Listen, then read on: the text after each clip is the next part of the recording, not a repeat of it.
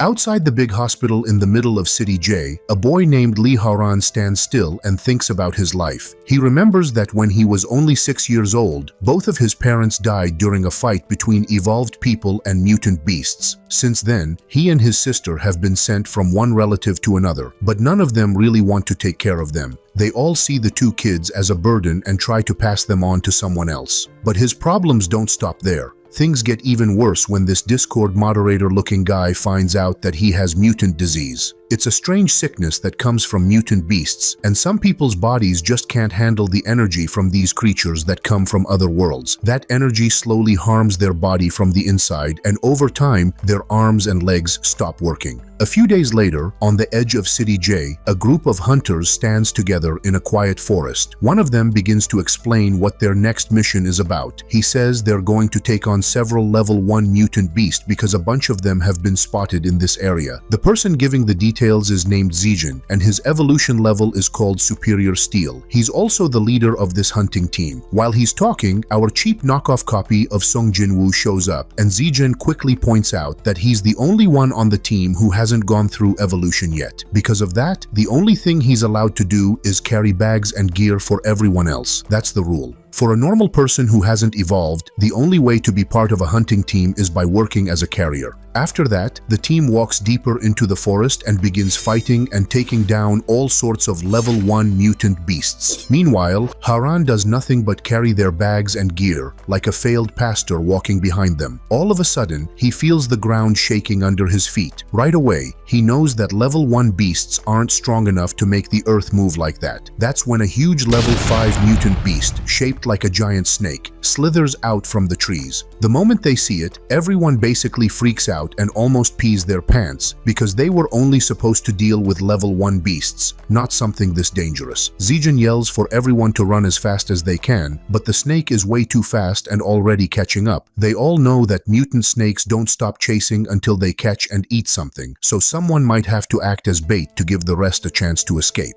As soon as the word bait is mentioned, Zijin suddenly charges straight at Haran and slashes his chest with a sharp knife, saying that he's the only one on their team who doesn't have any real combat power. After cutting him up and beating him down without mercy, Zijin grabs Haran and throws him right toward the giant snake. While flying through the air, Haran begins to remember his final moments like any typical MC. He thinks about his mother, and in that memory, she tells him to take care of himself and to always protect his little sister no matter what happens. Just then, a strange glowing formation appears underneath Haran, and in an instant, his body begins to change, his appearance transforms, and he starts to look more like a vampire than a human. It turns out that he has been transferred to a different world filled with goth baddies. They called out to a guy beside him named Nico that he summoned this handsome guy who was a legit ugly clown in his past life. However, Haran notices a screen in front of him. Right at that moment, a goddess-like figure appears and tells Haran that she is the one who used an ancient summoning circle to bring him to this place. She explains that when the summoning was activated, it caused the heavens and the earth to shake because of the incredible power it released. As Haran looks at her more closely, he's shocked to find out that this beautiful and powerful figure is actually Nico, and she's not just anyone, she's a level 3 mutant beast. Afterward, Haran receives a notification that he gained a new follower and realizes that it happened when Nico swore loyalty to him. He then gets another notification which says that when a follower's affinity reaches 100%, they can be added to the harem and a mysterious reward will be granted. It was at that moment that Haran finally understood that he has been reborn thanks to this thing before him and acquired a power even greater than that of the evolved, the blood demon god system. Suddenly, Nico starts acting strangely and asks Haran why he looks so happy but is just waving his hands in the air instead of touching her talons. She then shows off her body and tells him that since he's been asleep for so long, it's time for him to wake up and finally make his monster move like he's supposed to. When the other goth girls see this happening, they come over too and say say they want to join, bragging that their helmets are even bigger than Nico's and maybe he would like them more. Just then, Haran gets a message saying that Nico's affection level has dropped to 85% and he gets confused, not sure why that happened. Nico notices and gets sad, asking if he's not interested in her body at all, and she looks pretty hurt by it. Haran realizes that he probably shouldn't have said anything like that because affinity is an important part of the system, and if he really wants to get revenge, he has to use the system's power the right way and do whatever it takes to increase his connection with all the girls. Right after thinking that, Haran completely changes how he acts and starts talking sweetly to Nico, telling her that she's really beautiful and that he's never met any other woman as amazing or special as she is. As soon as he says those words, Nico's affinity level jumps back up to 90%.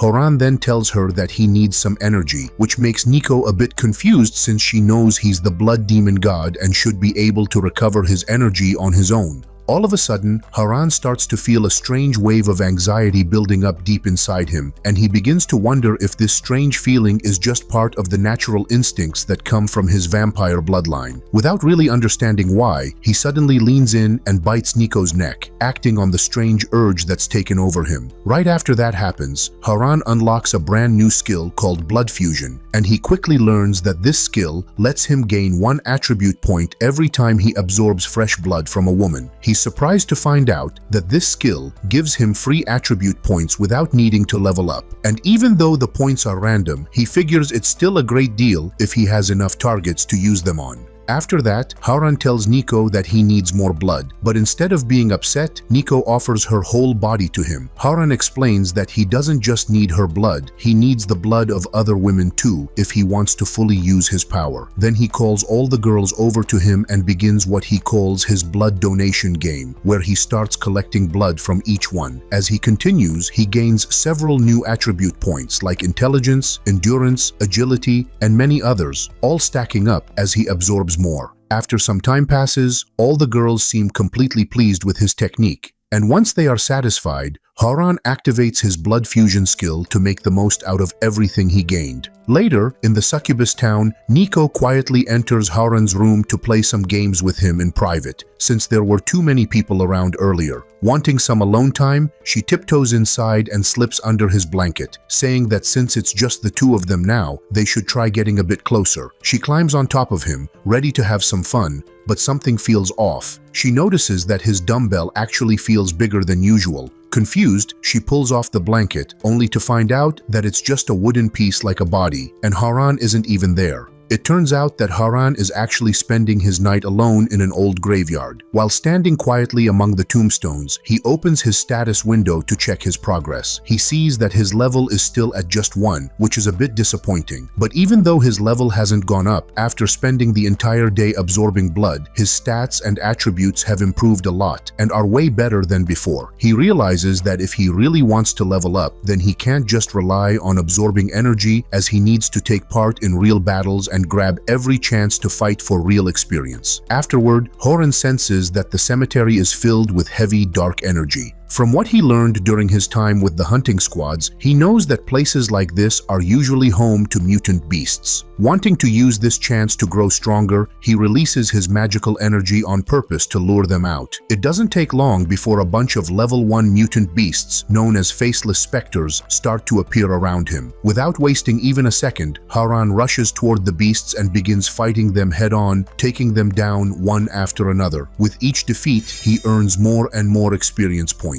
After defeating several of them, he finally gets enough points to unlock a brand new skill called Crimson Flash. This special move allows him to perform 2 quick dashes within 5 seconds, giving him a huge boost in both speed and combat movement. Sometime later, Haran is tired after killing all the ghosts and reaches level 8 in just one night. Haran opens up his status window and thinks it looks even better than a KFC menu nowadays, which makes him pretty happy with how far he's come. While looking through everything, he notices that the best attributes for helping him in battle are strength, endurance, and agility. He decides it's smart to put most of his points into strength and endurance first. But right as he's about to do that, he suddenly gets a warning that a level 2 mutant beast called the Butcher is getting close. Without much time to react, the Butcher launches an attack at Haran, but he somehow manages to dodge it just in time. Before he can catch his breath, another Butcher appears too, so now Haran realizes that he has no choice left and has to fight both of them. After that, Haran tries to kick one of the mutant butchers with all his strength, but it has no effect at all, like the creature didn't even feel it. Then, one of the butchers throws out a heavy chain, trying to trap Haran, but he quickly moves out of the way and somehow escapes before it can catch him. Realizing how these two monsters work together and cover each other's weaknesses, Haran starts to run, knowing it won't be easy to hurt them. While moving around, he spots something and quickly snatches an iron sword that's strapped to the back of one of the butchers. Right after grabbing the weapon, he charges straight at the creature, ready to fight, but the butcher swings his huge weapon toward Haran, who holds up the sword just in time to block the powerful blow. Haran quickly figures out that almost 80% of his attribute points are in strength now, which means if he goes head-to-head with a monster, he probably won't lose in a direct fight. Right after thinking that, he vanishes from the butcher's line of sight and suddenly reappears right near its head, striking it hard with his sword. His attack works, and he gains 5 more attribute points instantly. He's surprised when he sees that defeating just one of these monsters actually makes him level up twice in a row. Now that he's reached level 10, he also unlocks a brand new skill, which makes him even more excited for what's coming next. The new skill he gets is called Blood Interment, and it creates a swamp made of blood in the area around the enemy to slow them down, while also shooting out sharp blood blades that can badly injure the target. After using his power to take down the first butcher, Haran turns his focus toward the second one. When he looks at it, he notices that the name above the monster is now showing up in green, which tells him that this enemy isn't considered a real threat to him anymore and is no longer a true rival. Even though the butcher is no longer a big threat, it suddenly throws its chain weapon at Haran with full force. Luckily, Haran manages to dodge it just in time because he already has a lot of experience with this kind of close combat from his past life. Right after that, he decides to use his new skill, Blood Interment, and as soon as he activates it, a swamp made of blood appears under the butcher, trapping it in a deep hole while sharp blood rays shoot out and strike all over its body. Even though Haran already read the skill's description earlier, seeing it in action with his own eyes still leaves him shocked and amazed. After defeating the monster, he gets rewarded with a new title called Undead Killer, and with this title, he can now deal 5% more damage to any undead enemies he fights. Hours go by, and soon the sun rises as morning arrives. Haran keeps staring at his status screen, thinking about everything that happened. He knows the whole thing was really dangerous, but after seeing how much he upgraded in just one day, he feels like it was totally worth the risk. Then, he suddenly gets a new notification from the system about a daily mission. It says that if he completes the mission, he'll earn more rewards. The mission explains that before the next sunrise, he must absorb the fresh blood of at least one person from the opposite gender in order to activate and use the skill again.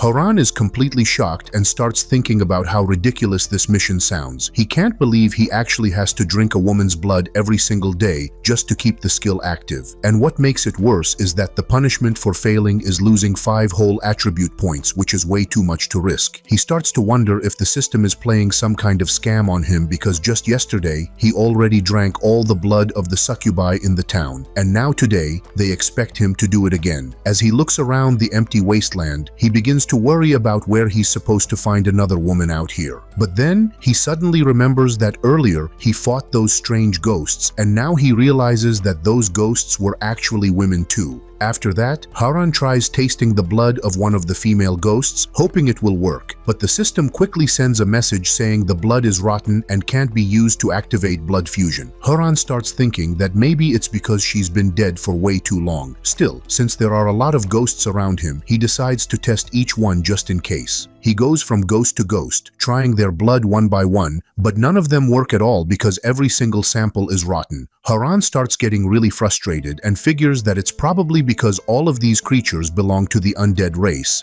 and their blood was never fresh to begin with. While Haran is feeling annoyed and stressed out because he can't find a woman to complete the mission, Nico is lying on his bed without a care in the world, clearly having fun by herself. All of a sudden, she gets a strange feeling deep inside, like her instincts are telling her that Haran probably needs her right now. Meanwhile, in a different location, two people wearing black suits are riding through the area in a big G-Wagon. One of them complains that they've been searching for someone the entire day and still haven't found any sign of him. The other man, who's wearing glasses, replies that just yesterday, a strange and powerful magical energy appeared from this exact direction. He says it wasn't normal at all and thinks it might be coming from an extremely rare mutant beast. Hearing about the rare magical energy scares the first guy a little, but a woman sitting in the back seat calls him a coward for acting so afraid. She doesn't hold back her words, and it turns out that she's actually the team leader of the 4 evolved team from Hongzijin, and her name is Lee Haran.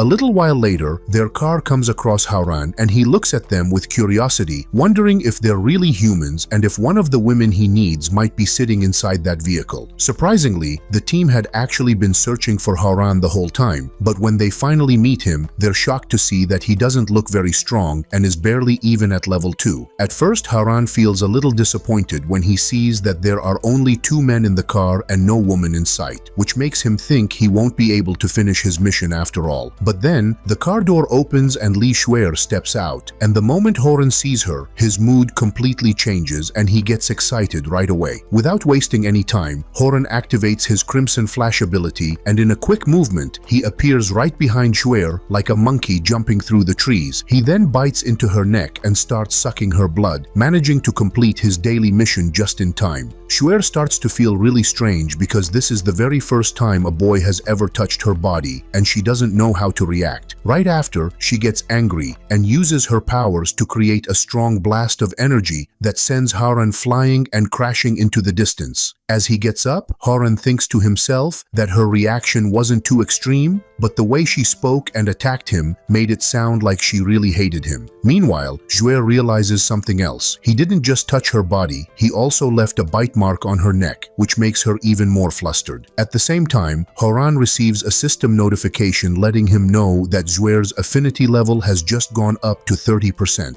All of a sudden, Haran sees a golden card flying straight toward him, but before it can hit, Haran quickly jumps in and pulls him out of the way, saving him just in time. She instantly realizes it's an ambush and turns serious. She looks toward the bushes nearby and tells the people hiding there to come out right now. Then, 2 figures step out. One is named Yu Wen, who is ranked lower gold, and the other is Zheng Jie, who holds a superior rank. They explain that they only acted because they saw Haran hesitate for a moment and thought she might need some help. As Haran looks at the 2 of them, he notices something strange. Their titles are glowing red, which means they're enemies, but he still wonders why so many people are targeting him in the first place. But then, Haran narrows her eyes and asks the 2 men if they're from the elite center. She says that Haran was already marked as prey by her group, the ones from Hongchen, so there's no way she's handing him over to the elite center now. After hearing that, Haran can't help but smile and starts flirting with her, saying that only a beautiful goddess like her deserves the right to own someone as amazing as him. Then, he turns toward the black-suited people who arrived with Haran and says that they look strong enough and wouldn't ever lose to those 2 ugly fools standing in front of them. Zheng Jie doesn't take the insult well and quickly starts throwing more golden cards at Haran, but she stays calm and activates her snowstorm ability, which causes a heavy blast of snow to fall down and cover them both. The other guy quickly notices that Haran is using her snowstorm ability not just to attack, but to slow down their movements and give herself a better chance to win, which he admits is actually a smart strategy. At the same time, Haran starts to focus on the dwarf and realizes he's not as simple as he looks. Based on the way he talks, she begins to think that he has no real intention of fighting her and wonders if he's looking down on her or just trying to trick her. Without wasting another second, she leaps high into the air and activates her Ice Song ability, which forms a beautiful snowflower that floats through the air and heads straight toward them. The attack hits Zheng Jie directly, and in just a moment, his entire body is frozen solid by the blast. Zheng Jie Shue's dwarf partner looks at him and says there's no way he's going back home just to tell his father that he got beaten by a woman, saying it would be way too embarrassing. But before anything else can happen, something unexpected takes place. Suddenly, the two black-suited guys who were standing beside Shuer get struck by glowing arrows. Their bodies start turning stiff and gray, and it's revealed that the one who fired those arrows is none other than Nico, who shows up with a smirk on her face after using petrification arrows to freeze them in place. Haran looks at Nico and asks how she even got here so fast, and she smiles while telling him that she felt like he needed her, so she rushed over right away to help him. As the two of them stand there talking and flirting without a care in the world, Shuer watches them with an annoyed look and finally yells at them to stop messing around. But before she can do anything else, the dwarf suddenly appears right in front of her and throws a powerful punch that sends her flying backward. He says that's what she gets for attacking his teammates. Watching this happen, Haran is shocked and starts to wonder if this is the true strength of a superior gold rank, since even someone like Shuer, who's a lower gold leader, couldn't do anything against him. Haran also remembers something really important that the system told him earlier, that if a follower's affinity ever reaches 100%, it will unlock a secret reward. With everything happening around him now, he knows that if he wants even the smallest chance of staying alive, he has to risk everything and go all in. While he's thinking this through, the dwarf begins walking toward them with a smug grin, saying that he originally came here to find the rare blood beast, but now he's even luckier because there's also a succubus as a bonus prize. Nico quickly reacts and fires her arrows straight at him, but the dwarf dodges them with ease and rushes in. He gets so close that he almost lands a hit on her, but before he can, Haran steps in to protect her. Just in time, Haran activates his Crimson Flash skill and vanishes from the spot along with Nico, narrowly escaping the dwarf's attack. After landing somewhere safe, Haran starts thinking hard. He's already used Crimson Flash twice now, and he doesn't have any more ways left to run. That means if he wants to survive, he has to unlock the secret reward before the enemy catches up. He then wonders why Nico's affinity still hasn't reached 100% yet, even though they've been through so much. Nico looks down and apologizes, saying she feels useless for not being able to help. But instead of being mad, Haran gets a little freaky and hands her a piece of chocolate. Afterward, her affinity suddenly jumps by 99%. Seeing them together, the dwarf gets confused and wonders why they're hiding and kissing in the middle of a battle. Annoyed, he charges up his power and rushes toward them to attack. But suddenly, a glowing shield appears and blocks his strike.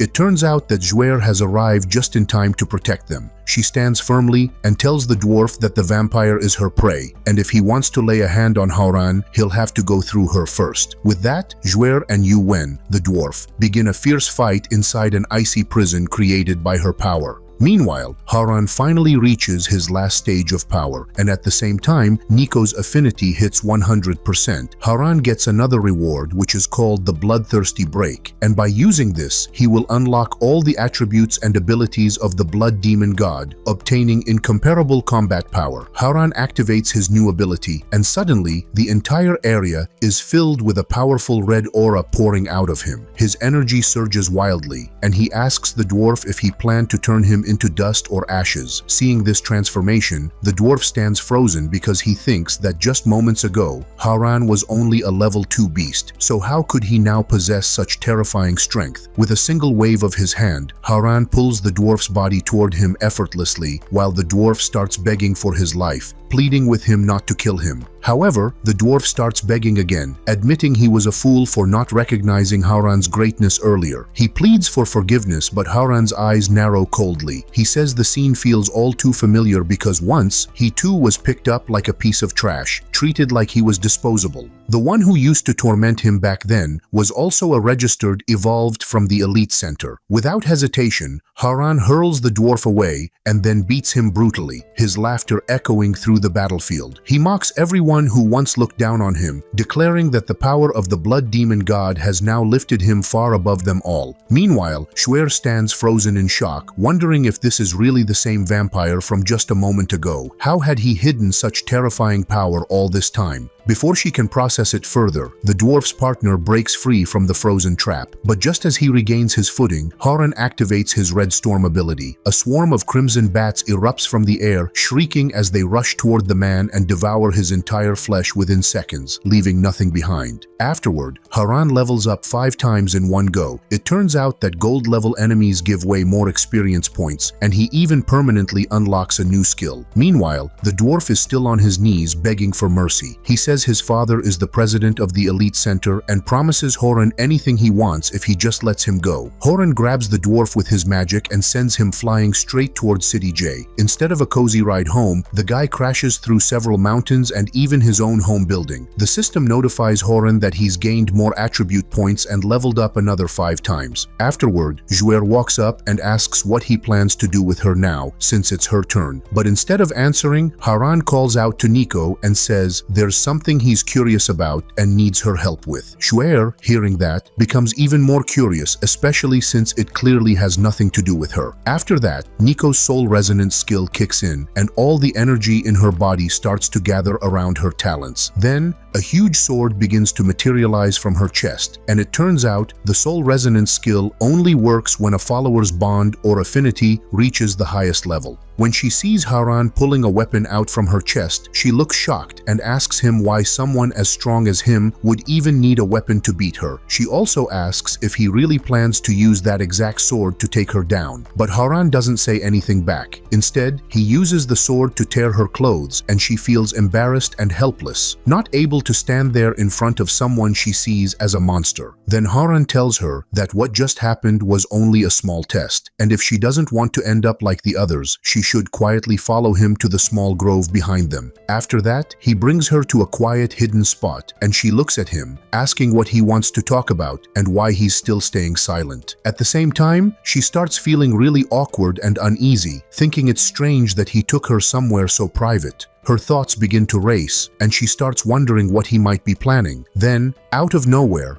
a sudden idea hits her. Maybe the only reason he hasn't killed her yet is because he's fallen in love with her and now wants to take advantage of her looks. After that, Haran moves closer to her and she starts to panic a little, wondering if she's really about to lose her first time to a vampire, something that goes completely against her morals. But deep down, there's a small part of her that actually wants it. Instead of doing anything, Haran tells her to repeat after him, saying that from now on, she is his subordinate and that she will never betray him. She slowly repeats the words like he said, and right after that, Haran gets a message saying he has gained his second follower. He steps even closer for a moment, making her heart race, but then he steps back and tells her that her 2 teammates should be able to move again soon and she can take them with her. However, before leaving, Haran tells her not to say a word about what happened to anyone, then turns around and begins to walk away, but she quickly stops him, asking him to wait, saying that if her companions see her in this condition, it would be way too awkward for her to explain. Hearing that, Haran takes off some of his own clothes and hands them to her so she can cover herself. Later on,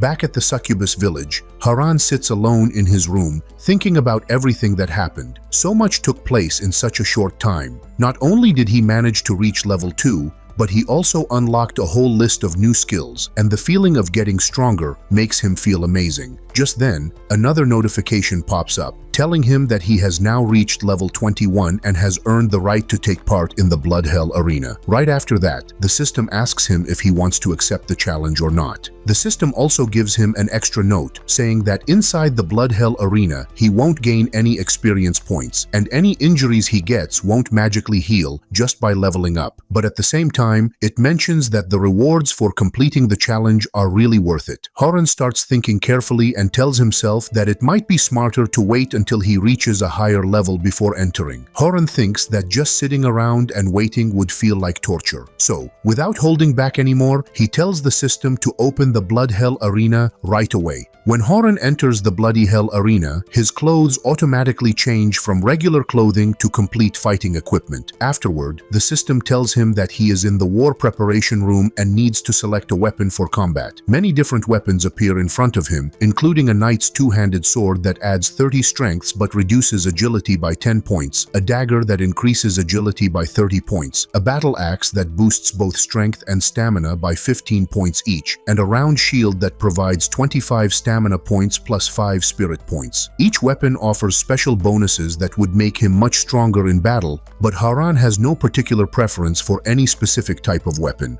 While he considers his options, he notices something unusual among the weapons: a cucumber. This strange item is called a long-threaded cucumber and does not provide any attribute bonuses like the other weapons. However, it has a special ability that causes enemies to experience brief convulsions when hit with continuous attacks. Haran becomes interested in this weapon because even though it looks silly, it can control opponents during fights. He believes that if he uses it correctly, it will give him a significant advantage, so he chooses the cucumber as his battle weapon. The system then asks him to pick one of 3 special buffs to help during combat. The first option is called Disabler, which reduces an enemy's defense by 1% every time damage is dealt. The second choice is a potion that provides a bottle which instantly restores 30% of his health when used. The third option is Equipment Forging, which gives him a random piece of equipment. After examining all 3 choices carefully, Haran thinks about his decision. Since he cannot know anything about his opponent beforehand,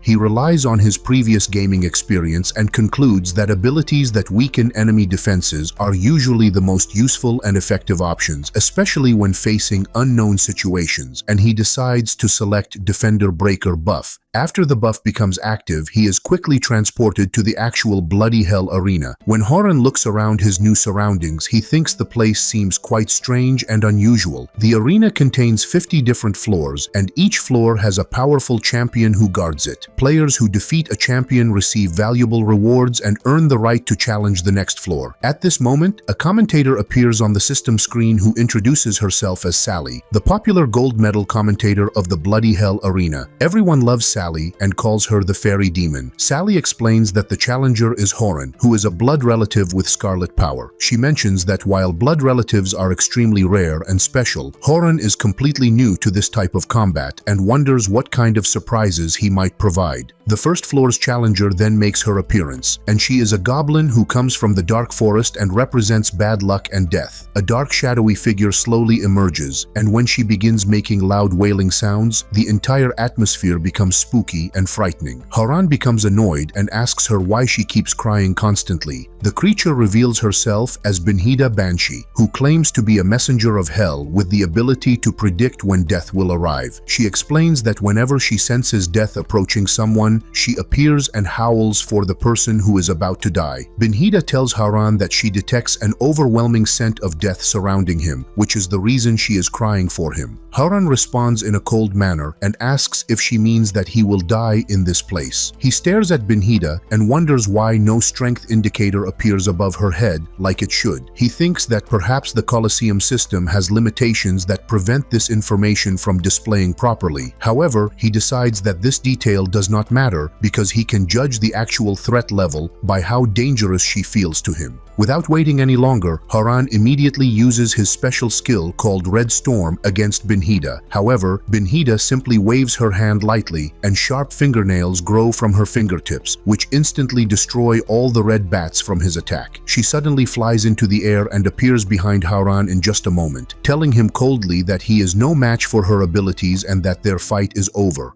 Haran uses the force from her arm movement to quickly roll away, land steadily on his feet, and tells her with a cold smile that she will soon learn what it means to draw an enemy into a trap. Since his Red Storm attack had no effect on her whatsoever, he decides to try his other strategy using the long-threaded cucumber. When Benhida sees the strange cucumber weapon, clear fear shows in her eyes, but she quickly recovers and kicks the large cucumber away with a high kick. Sally's excited voice provides commentary and explains explains that Haran's unusual weapon has been kicked away from him. She observes that Benhida seems to have a particular negative reaction to objects that are shaped like sticks. Sally notes that the current situation appears to be favoring Benhida's chances of winning. However, Sally's tone suddenly changes as she notices something unexpected happening. She points out that Haran has somehow managed to take control of Benhida and has forced her into an awkward position where she is doing the splits with only one foot supporting her entire body weight.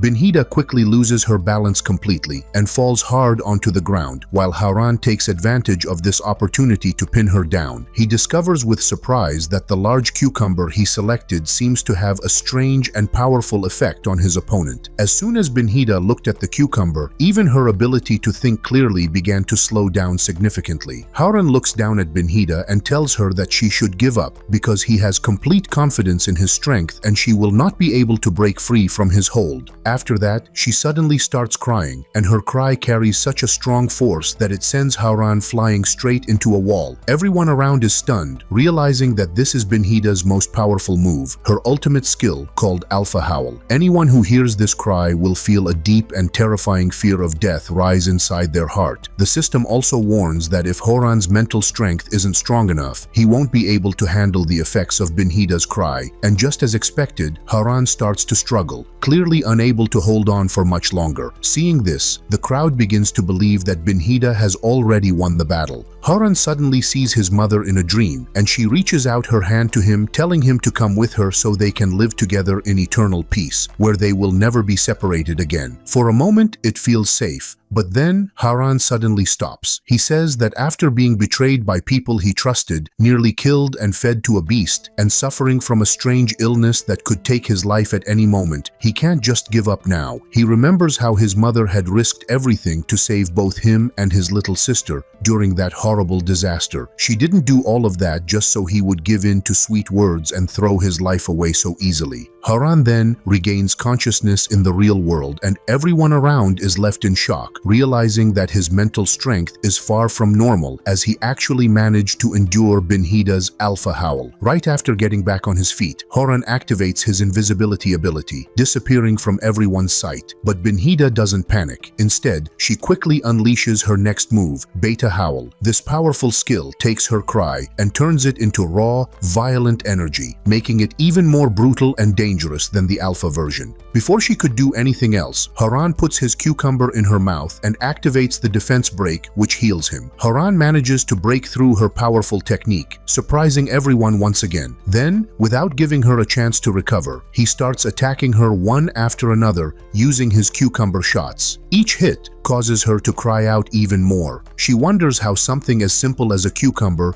could hold so much power. Haran then activates the special effect of his long spiral cucumber, which causes the target to fall into uncontrollable spasms. Benhida's body starts shaking from the effect, and she can no longer keep up the fight. Admitting defeat, she pleads with him to stop and begs him not to hit her anymore with that massive cucumber. Seeing all of that happen, Sally's whole body starts shaking with fear, and for a moment, she's completely frozen in place. But Haran tells her to go ahead and announce the result of the battle. It turns out that Benhida clearly surrendered, so the winner is obvious, Haran. With this win, he now earns the right to challenge the second level. Right after the announcement, Haran gets a surprise notification saying he has gained extra resistance points against abnormal conditions. These new points boost his defense against things like mind control, poison, and other strange effects that could mess with him in future fights. Seeing this, Haran realizes that this new look not only boosts his special attributes but also gives him the chance to upgrade his existing skills. Right after, he receives another notification from the system asking if he wants to continue with the second level of the Blood Hell Arena challenge. Even though he's already received some great rewards, he knows his body hasn't fully recovered yet. Haran thinks it through and understands that jumping into the next fight just out of pride would be a careless move. So, he chooses to stop for now and return to the normal world. As soon as he does, another system message pops up, letting him know that he has unlocked a hidden skill called Winner's Pact. The winner's pact skill means that any opponent Haran defeats inside the arena will automatically become his followers. Even more surprising, outside of the arena, he can summon these followers to fight by his side whenever he needs help in battle. Haran is shocked when he learns this, realizing that he can actually call on the enemies he has beaten before. The biggest surprise comes when the system tells him that if he reaches beyond level 50, he will gain the power to summon an entire army of followers at once. Suddenly, he hears some noise coming from the house, and when he goes to check out, he finds Nico trying to turn on her own heater on Haran's bed. Haran asks her what she is doing, which shocks her because at this moment she got caught, so she makes an excuse that she came here to bring him some clothes. After 2 long and intense battles that lasted day and night, Haran finally gets the chance to rest and falls into a deep sleep. But just when everything seems calm, their entire village suddenly comes under attack by a group of orcs. The orcs cause chaos everywhere, stealing all kinds of gothic princesses from the village to use for their own twisted entertainment. As the villager panic, Nico shows up and quickly fires a few arrows at the orcs. She stands tall and warns them to return the girls and release her people, or else they'll face something they'll truly regret. The orcs all rush toward her to attack, but before they can reach her, Haran suddenly appears. He activates his blood interment skill and unleashes it on the battlefield, wiping out most of the orcs in an instant. Haran turns to Nico and tells her to leave everything to him. Meanwhile, the orc leader stares at him in disbelief, wondering what a vampire is doing fighting alongside the succubi. But Haran carries the blood of every one of them within his body, and now he's going to make them pay for what they've done. Without wasting another second, Haran activates his winner's pact skill, and in a flash, Benhida appears beside him, ready to fight once again under his command.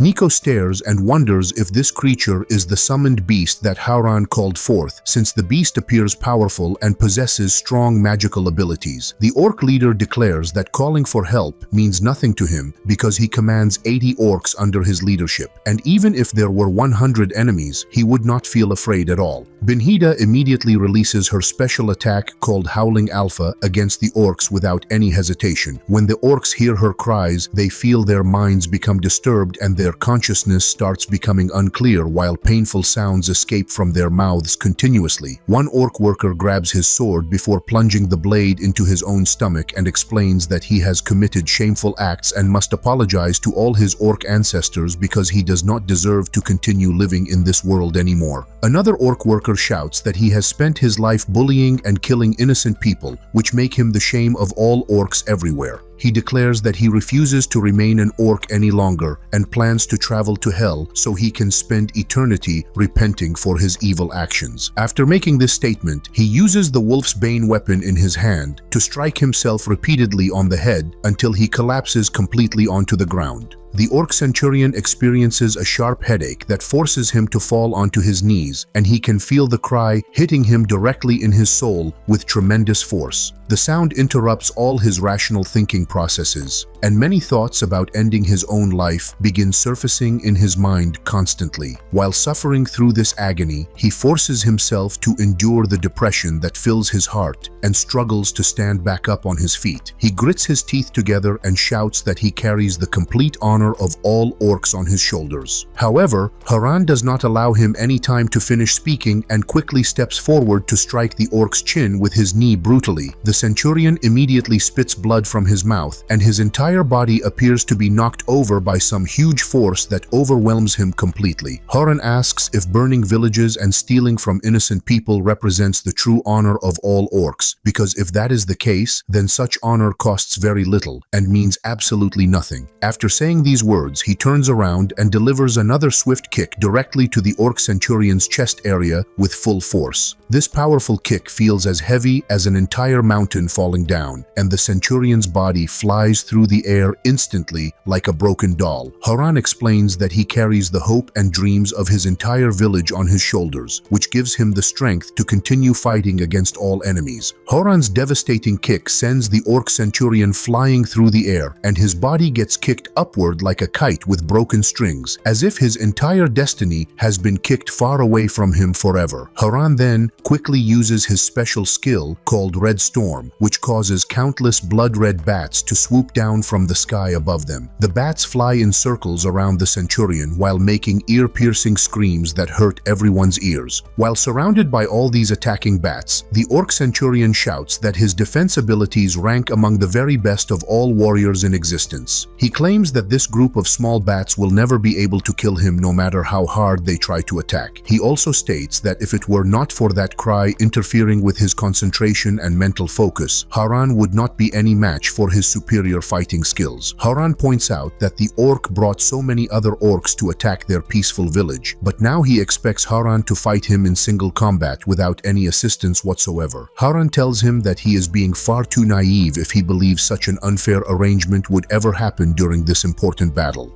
Benhida uses her skill once again and unleashes Howling Beta, which produces a cry that sounds even heavier and fuller of oppressive force than before. This attack impacts the orc leader's mind directly with overwhelming power that cannot be resisted. When all the attacks finally come to their end, the orc leader appears bruised and battered beyond recognition. He can barely manage to stand upright on his own feet, and wounds covering his entire body constantly leak blood everywhere. Haran stares at the fallen leader and explains that showing softness toward enemies is the same as being cruel to yourself and the people you are trying to protect. He turns around to unleash another skill called Blood Prison Burial with deadly precision. In just an instant, blood thorns pierce the Orc Centurion's entire body from multiple directions, causing blood to splash everywhere while his body collapses onto the ground. As Haran turns around and prepares to leave the battle area, he explains that taking advantage of an enemy's weakness represents the most basic law of combat that every warrior must understand. After the battle reaches its conclusion, the system quickly displays two different prompts on the screen. The first message announces that he has leveled up and gained 5 attribute points that he must distribute among his various abilities. Afterward, Haran walks toward Benhida and thanks her for using her powerful cries, which made clearing out the orcs much easier than it would have been otherwise. He tells Benhida that this represents the first time he has summoned her for battle, and she performed her duties well during the fight. When Benhida hears these words, she whispers that serving him brings her honor and promises that as long as he commands her to do something, she will always do her absolute best to complete the task successfully. Haran leads Benhida into the nearby woods and then begins sucking her blood without showing any hesitation about his actions. Benhida mentions that he tortured her with a cucumber just the previous night, but now he chooses to bite her neck instead. She asks if the important task he mentioned earlier involves fulfilling this particular personal preference, and admits that although the experience feels somewhat painful, she will endure it since he has ordered her to do so. The system displays a notification explaining that Benhida's ability has increased to 50% and the daily quest has been completed successfully. As a result, his attributes receive a boost with 1 additional point of spiritual strength. After finishing drinking her blood, Haran wipes his mouth clean and calmly explains his actions to her. He clarifies that this behavior does not represent any special personal preference, but rather a biological necessity since he belongs to the blood clan. Afterward, Benhida speaks about her condition and explains that ever since she fought with him the previous day, her body has become abnormally sensitive to various sensations. She reveals that every time she sees him, the scene of him defeating her in the arena immediately comes to her mind. She continues explaining that his behavior toward her just moments ago has caused her body to start going out of control, and she feels like she might begin convulsing again. Benhida admits that she can no longer hold back her physical reactions and tells Haran that she has truly lost control of herself before announcing that she must retire from his presence immediately.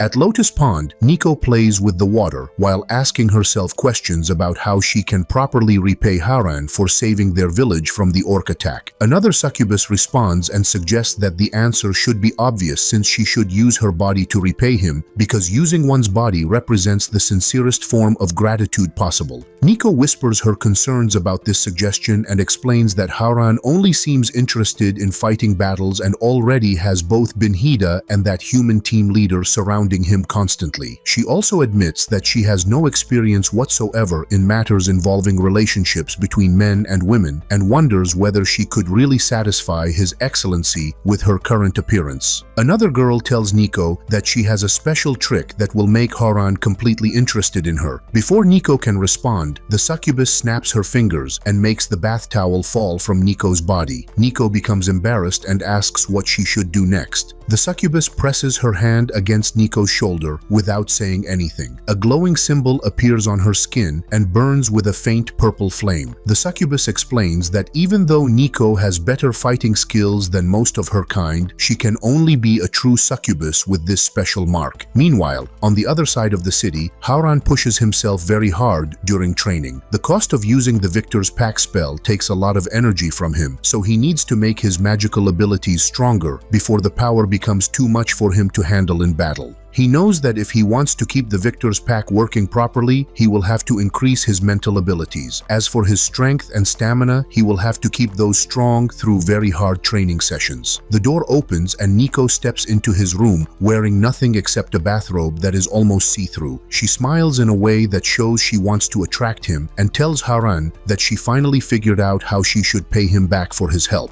However, raises one eyebrow because he feels curious about what could possibly make her this excited. But the moment his well-built body comes into her view with his perfectly shaped muscles, Nico's succubus instincts take over completely. Her robe slips down without her meaning to do it, showing her smooth shoulders and collarbone area. Haran notices the strange glowing symbol that is burned onto her skin. A system message appears in his mind that says a lust mark has been detected, but his resistance level has reached the point where he can fight against it, so the effect gets stopped successfully. Meanwhile, the succubus who put the mark on Nico gasps with horror and realizes she forgot the most important part. She explains that if the lust mark fails to charm the person it targets, there will be bad consequences that come back to hurt the person who has the mark. She knows that Haran is the blood demon god, so there is no way her lust mark could actually charm him successfully. Sure enough, Nico's body starts to burn from the inside as a wave of heat moves through her blood vessels and her mind fills with intense romantic thoughts and desires. When Haran sees her red cheeks and confused eyes, he understands right away what is happening to her and what she wants from him. But seeing her in this barely conscious state makes him hesitate because he feels unsure if he should respond to her feelings. However, Nico moves closer to him and she tells him that it is okay and he can do anything he wants to her. So, the night becomes very intense with one wild battle between them that lasts until the sun rises. When Nico wakes up the next morning, the first thing she notices is a rush of power flowing through her body. Pure magical energy surges from within her, and she says she has never felt anything like this before because her power is growing and evolving. She wonders if this happened because of what occurred with Haran the night before, questioning whether he really has that kind of amazing effect on people. At the same time, Haran gets woken up suddenly by a system notification that tells him Nico has advanced to Tier 4 level. He realizes that his essence has that kind of powerful effect on others, thinking this discovery is incredible because she is now Tier 4 lower class and her abilities are already beyond his own. Nico immediately starts to panic and worry that she disappointed him during the night before, but Haran just laughs a little and tells her not to think too much about it because she was excellent, completely now. But even before her words are completely finished, Haran's mind has already jumped to thinking about the next target for his plans. He asks her if there are any other beastkin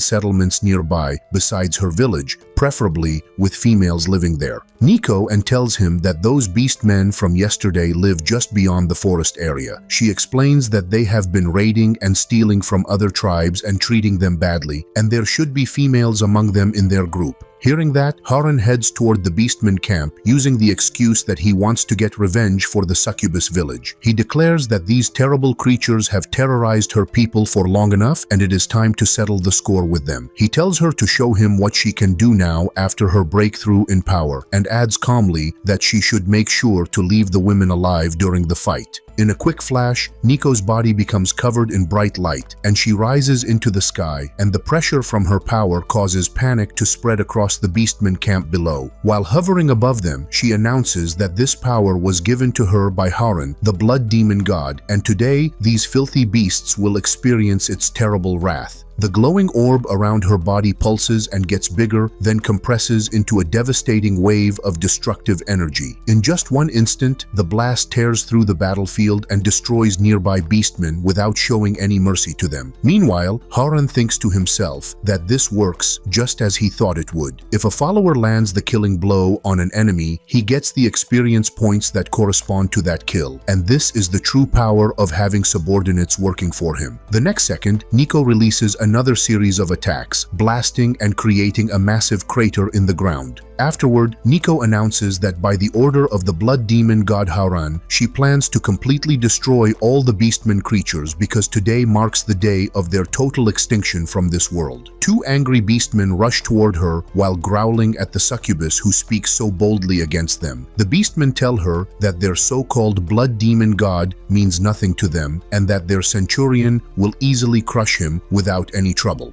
Nico quickly grabs both of their heads with her hands and pulls their heads apart with a terrible cracking sound as blood shoots into the air around them. Then she smashes the two beastmen heads together with great force before throwing their dead bodies aside like they are nothing more than worthless garbage. A powerful surge of burning energy begins growing stronger at her chest and glows brighter, and Nico explains that she has been waiting far too long for this exact moment to arrive, and now everyone will see the ancient secret fighting technique that belongs to the succubus clan. She believes there is no better way to kill all of them than using this special technique. As she speaks these words, a completely black whip appears in her hand that is made entirely from raw and writhing magical energy. Afterward, Nico launches herself high into the air and floats easily above the entire battlefield below her, and she tells all of them to come at her because she plans to completely wipe out every single one of them. However, the beastmen charge forward toward her, but one after another, they all fall to the strikes of her powerful whip as their bodies get split apart and crushed under the incredible fury of her weapon. During this battle, Haran's game interface lights up again, showing that he has reached level 25 and achieved a level up. A new message appears telling him that he has unlocked a new skill, and he becomes excited because Nico is helping him gain experience points so quickly. He wonders what kind of special skill he will receive at level 25 and opens his skill panel to check. The new skill is called Night Affinity, which gives him 50% faster movement speed during darkness or nighttime, and his attacks now cause bleeding that drains 1.5% of the enemy's maximum health points per second for 5 seconds. Haran laughs and realizes that he really has become a complete nocturnal vampire now, so he might as well turn all his future fights into night raids. When the last beastman falls to the ground dead, Nico spins her whip around and expresses her disappointment about how weak the beastmen are who dare to cause trouble in their territory. At that moment, a female beast woman can no longer control her anger and jumps out at the arrogant person, telling her not to get too confident because she will teach her a lesson right now. Before the female beast woman can even finish making her threat, a bright red flash bursts through the air as Haran activates his Crimson Blink ability and instantly appears directly behind her, and he tells her that he has been waiting for her arrival. Without any hesitation, he bites into her neck and drinks deeply from her blood while the system gives him a message that his daily task is complete and his strength increases by 1 point. After all the fighting ends, Nico has successfully killed 178 beastmen and captured 30 female beasts, which represents an overwhelming victory for their side. Haran tells her that she did excellent work, and after her tier 4 breakthrough, her power has reached a completely new level. Nico's face turns pink with embarrassment, and she explains that everything happened because of his good instruction. Afterward, Haran turns toward the captured beast women and explains that with her current magical energy capacity, her heart arrow petrification technique duration must have increased significantly. He plans to use stone seal magic on these prisoners when they return home because he wants to keep them for future use. Even though they are not very attractive to look at, they are still valid targets for his needs, and as long as he preserves them properly, he will not have to worry about meeting his daily task requirements for at least 1 month.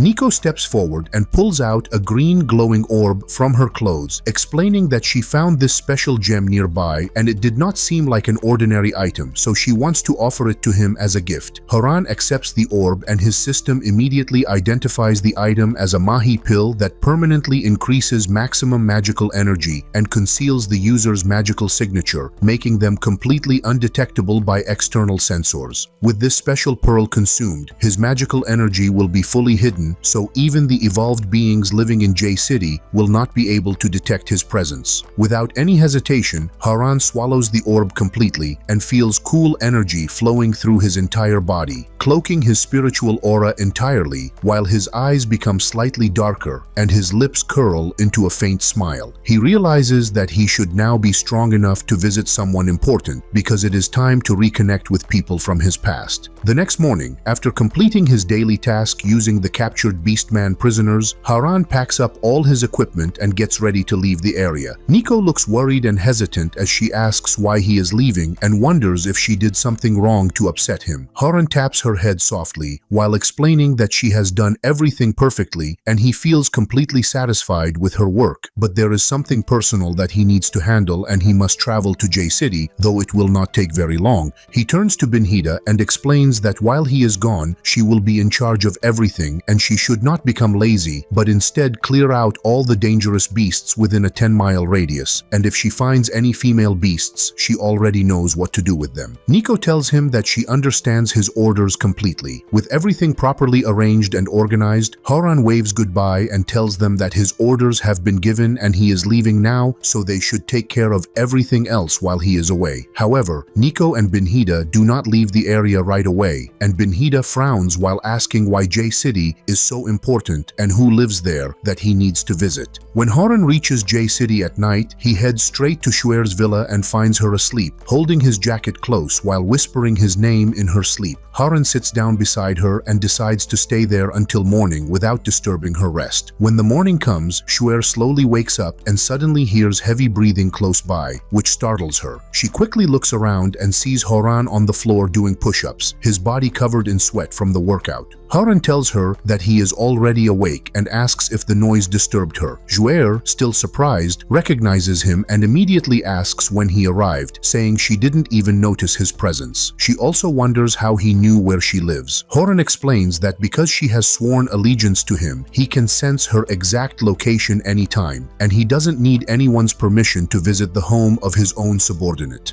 Haran tells her that he needs her help to track down someone specific, which is a king-level evolver from the elite center named Zijin, and he wants a complete report about this person's current assignments. Shuer agrees and tells him that she can handle this task because she still works as a team leader in the Red City group and has a good intelligence network. However, Haran has something else on his mind and Shuer notices this, so she leans forward and asks what else he needs, promising to tell him everything she knows. So, Haran tells her that she was hugging his jacket all night and whispering his name while sleeping, so he asks what she was dreaming about. Shuer becomes extremely embarrassed and her face turns red because she realizes he saw her doing this. She thinks to herself that she was dreaming about an incident that happened in the woods and that he still owes her something, but she cannot wait anymore, though it was just a fantasy. Before she can respond properly, her alarm clock goes off loudly, which saves her from more embarrassment. Shuer jumps out of bed quickly like a scared cat and says she is going to be late for work, promising to get the information he asked for after her work shift ends. Haran watches her rush around and smiles because he finds her reaction amusing, thinking that her dream must have been quite interesting based on how she reacted. After getting dressed while feeling flustered, Shuer rushes to the parking lot and keeps thinking about how embarrassing it was that he saw her like that, wondering how she will ever be able to look at him again and assuming that he is probably laughing at her back at the house. While Shuer is drowning in her embarrassment and shame, someone calls out to her from behind, asking her to wait because they have something to ask her. The person who approaches her is Yu Wu, who is known as the Elite Center's young master and is a legendary ranked evolver with a voice that sounds like ice. Yu Wu tells her that a few days ago there was an unusual mana explosion in the outskirts area, and he asks if she remembers it. He explains that his younger brother Yu Wen and his partner were sent to investigate this incident, but both of them were killed, and his brother's dead body was thrown onto the roof of the Elite Center's headquarters like someone was deliberately provoking them. Yu Wu tells her that he heard her team was also there during the incident. He points out that Yan was a gold-class evolver who still died, yet her entire team walked away without being harmed, and he thinks this situation is suspicious. Zhuer becomes angry and asks what he is trying to say, questioning if he thinks they set up Yu Wu and if he is accusing her of murder. She clenches her fists and thinks to herself that even Yu Wu showed up in person, which means this situation is getting serious. The man standing beside Yu Wu, whose name is Wang Mang, tells Yu Wu that there is no need to waste words talking to her, saying that a woman like her will not talk unless they use their fists to make her talk. Wang Mang suddenly attacks her with his signature move called Flame Burst Fist, which blazes like a meteor. However, Zhuer had created a thick ice barrier in front of her to block the attack. She snaps at them angrily, asking if this is how the elite center operates and pointing out that just because Yu is a legendary evolver does not give him permission to act wild at Red City headquarters, which is filled with their people. Afterward, Yu Wu raises his hand to stop Wang Mang and offers what appears to be a polite smile, telling Zhuer not to misunderstand because his subordinates, like his late brother, are hot-headed but soft-hearted deep down. He claims they are not there to accuse her, but simply want to know what she really saw that day and any clues about his brother or the beast that killed him. Zhuer tells him that when she arrived at the scene, all she found was a pile of bones with no beast or signs of anything else. Yu's expression does not change and he continues smiling, though his smile seems strangely chilling as he thanks her for her cooperation. Without saying another word, Zhuer turns around and leaves quickly as she thinks to herself that, as expected, she has caught the elite center's attention, which makes this situation very dangerous. She reflects that most evolvers spend their entire lifetime just trying to reach gold class, and reaching Star Diamond level is already considered God tier, but a legend class evolver like Yu Wu is basically a monster in human skin. However, Zhuer starts thinking that even though Yu talks and acts like a gentleman on the outside, deep down he's actually like a poisonous snake hiding under fine clothes, and she needs to warn Haran about how dangerous he really is before things get out of hand. Meanwhile, as soon as Zhuer is out of sight, Yu Wu suddenly turns to the side and starts throwing up badly while holding his stomach in pain. He groans and complains about her uneven haircut, saying it almost made him die from how awful it looked. Once Yu Wu calms down and pulls himself together, his tone turns icy cold as he speaks to Wang Mang. He tells him to go find Zhuer's two teammates and warns him that if even a single word from their stories doesn't match what Zhuer said, then all three of them should be killed. He adds that they'll be used as funeral offerings for his dead brother.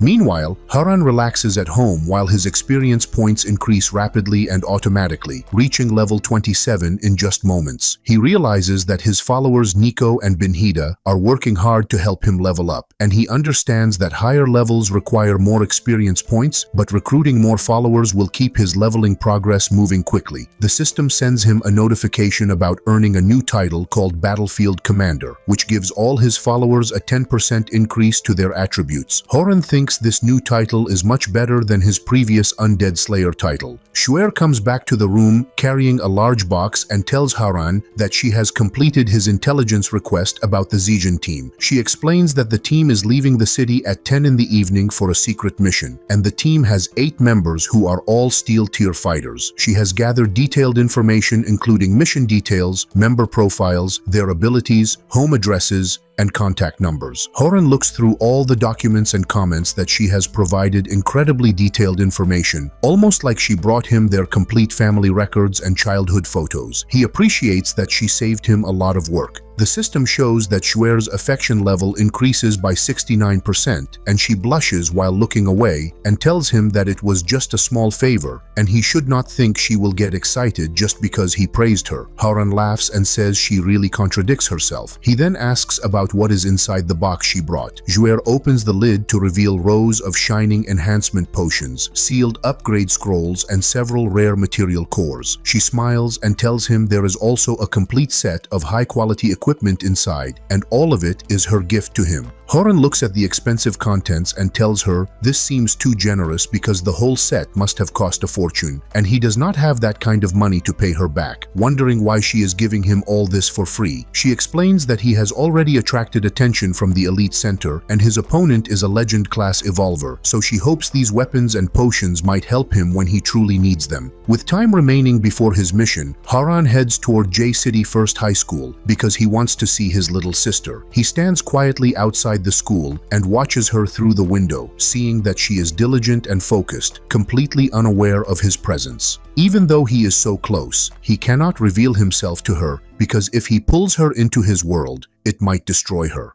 In this brutal world of evolvers, weakness is considered a sin, so Haran decides he must grow stronger until he is strong enough to stand proudly by her side. Meanwhile, in a classroom far away, Lee Su suddenly looks up as if she senses something, but there is nothing there except an empty sky. For some unknown reason, tears begin to roll down her cheeks. Out in the desolate wilderness, Zijin easily completes his mission objective by cutting down his target in a single blow. He tells his teammates that the mission is done and they should pack up, strip the White Bear commander gear, and take whatever is salvageable. His teammates give him praise and say that was incredible, noting that not even a Tier 3 commander could withstand his blade, and they think he is totally ready for silver scale rank. However, Zijin remains impatient and tells them to stop with the flattery and just wrap things up because he needs sleep. Suddenly, a voice echoes from behind them, catching everyone off guard as they hear someone saying they really think they're going home tonight. Everyone quickly turns around in shock, and from the shadows, Haran steps out. He looks at them and says that if anyone still wants to praise Zijin, they better do it fast because after tonight, there won't be another chance. Zijin's face twists with confusion as he stares at Haran, asking how he's still alive. He says Haran took a direct hit from the Titan Python and should have been dead, calling it completely impossible. But Haran replies calmly that nothing in this world is truly impossible, just like how no one could have imagined that someone would stab their own teammate without a second thought. Afterward, Jung bursts into laughter and asks if Haran has lost his mind, pointing out that he is not even an evolver and thinks he can kill a steel tier captain while dressed like he is cosplaying Dracula. He explains that sacrificing Haran back then was a strategic decision with nothing wrong with it, and Haran was just too weak to deal with it. Since Haran did not even die, Jung thinks there is no big deal, and he considers Haran just a nuisance. He pulls out a crumpled 200 yuan bill from his pocket and offers it as personal compensation for Haran's trauma, suggesting they call it even and telling him not to push his luck. Before Jung can finish his words, a gleaming sword streaks through the air straight toward his face, and in an instant his head rolls clean off his shoulders. Seeing that, Zijin's face changes completely when he sees what happens because there is no aura and no evolver signal. But somehow, Haran just kills a steel tier fighter in one single strike, which makes absolutely no sense to anyone watching. Zijin tells his team that Jung must have been caught completely off guard by the attack, so everyone needs to kill Haran right now to get revenge for their fallen teammate. Liu Zijin becomes the first person to charge forward at Haran while sneering with complete disdain because he believes that killing a steel tier fighter like that was just pure dumb luck that will not save Haran a second time, so he tells Haran to die. Liu unleashes his complete full power strike with raw, unfiltered energy surging forward. However, in the very next moment, something called Bloodbath Funeral erupts directly from Haran's body and completely vaporizes Liu instantly, which makes the air become thick with shock and horror. The remaining team members freeze in complete terror as the smoke slowly fades away, and the crimson glow in Haran's eyes only becomes clearer and more terrifying than before. Haran wipes a small speck of blood from his lips and speaks that this was a full power attack from a mid-tier steel evolver and calls it pathetic and utterly worthless. However, Zijin realizes that Haran is not an ordinary man at all and has been hiding his true strength all along, but he points out that Haran is still alone while they outnumber him, so they should take him down together. Haran only chuckles in a dark way with his voice like a dagger cutting through frost, and he asks who told them that he was alone in this fight. Without saying another word, Haran activates something called Victory Contract, and in a bright flash, a person named Binhida materializes with her expression cold and full of disdain. Binhida tells the pathetic scraps that they actually think they can harm Haran, which she calls a complete joke. Her blade dances through the air, and within just a few seconds, every charging subordinate gets cut down without any mercy, and she and Haran work together in perfect sync to tear through the entire squad without leaving any survivors at all. Binhida puts her blade back in its sheath with a smirk and tells Haran that only one enemy is left, asking if she can finish this final opponent for her lord. However, as she steps forward to attack, Haran grabs her wrist and tells her there is no rush because this particular opponent belongs to him personally. However, Zijin understands the truth and tells Haran that he has been hiding his powers, but every time Haran strikes, his demonic aura leaks through and the creature at his side keeps calling him Lord. Zijin realizes that Haran is not even human anymore and asks if Haran sacrificed his own humanity and soul just to kill him. Haran asks who Zijin thinks forced him to reach this point and whether Zijin believes he has the right to judge him. Haran notices that Zijin is secretly reaching for something hidden. Haran explains that Zijin came for revenge because he thought Haran was only a steel tier fighter and believed he could easily take him down, but Zijin has miscalculated the situation very badly. However, Zijin pulls out a glowing syringe with a twisted grin and jams it directly into his arm, explaining that this is a cutting-edge drug from the United States that cost him a fortune. The drug unlocks his full potential and forcibly pushes him past the tier ceiling, and as his aura surges violently, he roars that he is now at mid-scale level, asking if Haran thinks he can still win. Haran notices the orange aura, acknowledging that Zijin did break through to a higher level, but he says it is completely meaningless, especially during the night when Zijin still will not stand any chance. Zijin sneers and says that night or day does not matter because Haran does not understand how powerful he has become, claiming that even a high silver scale fighter could not keep up with his new speed.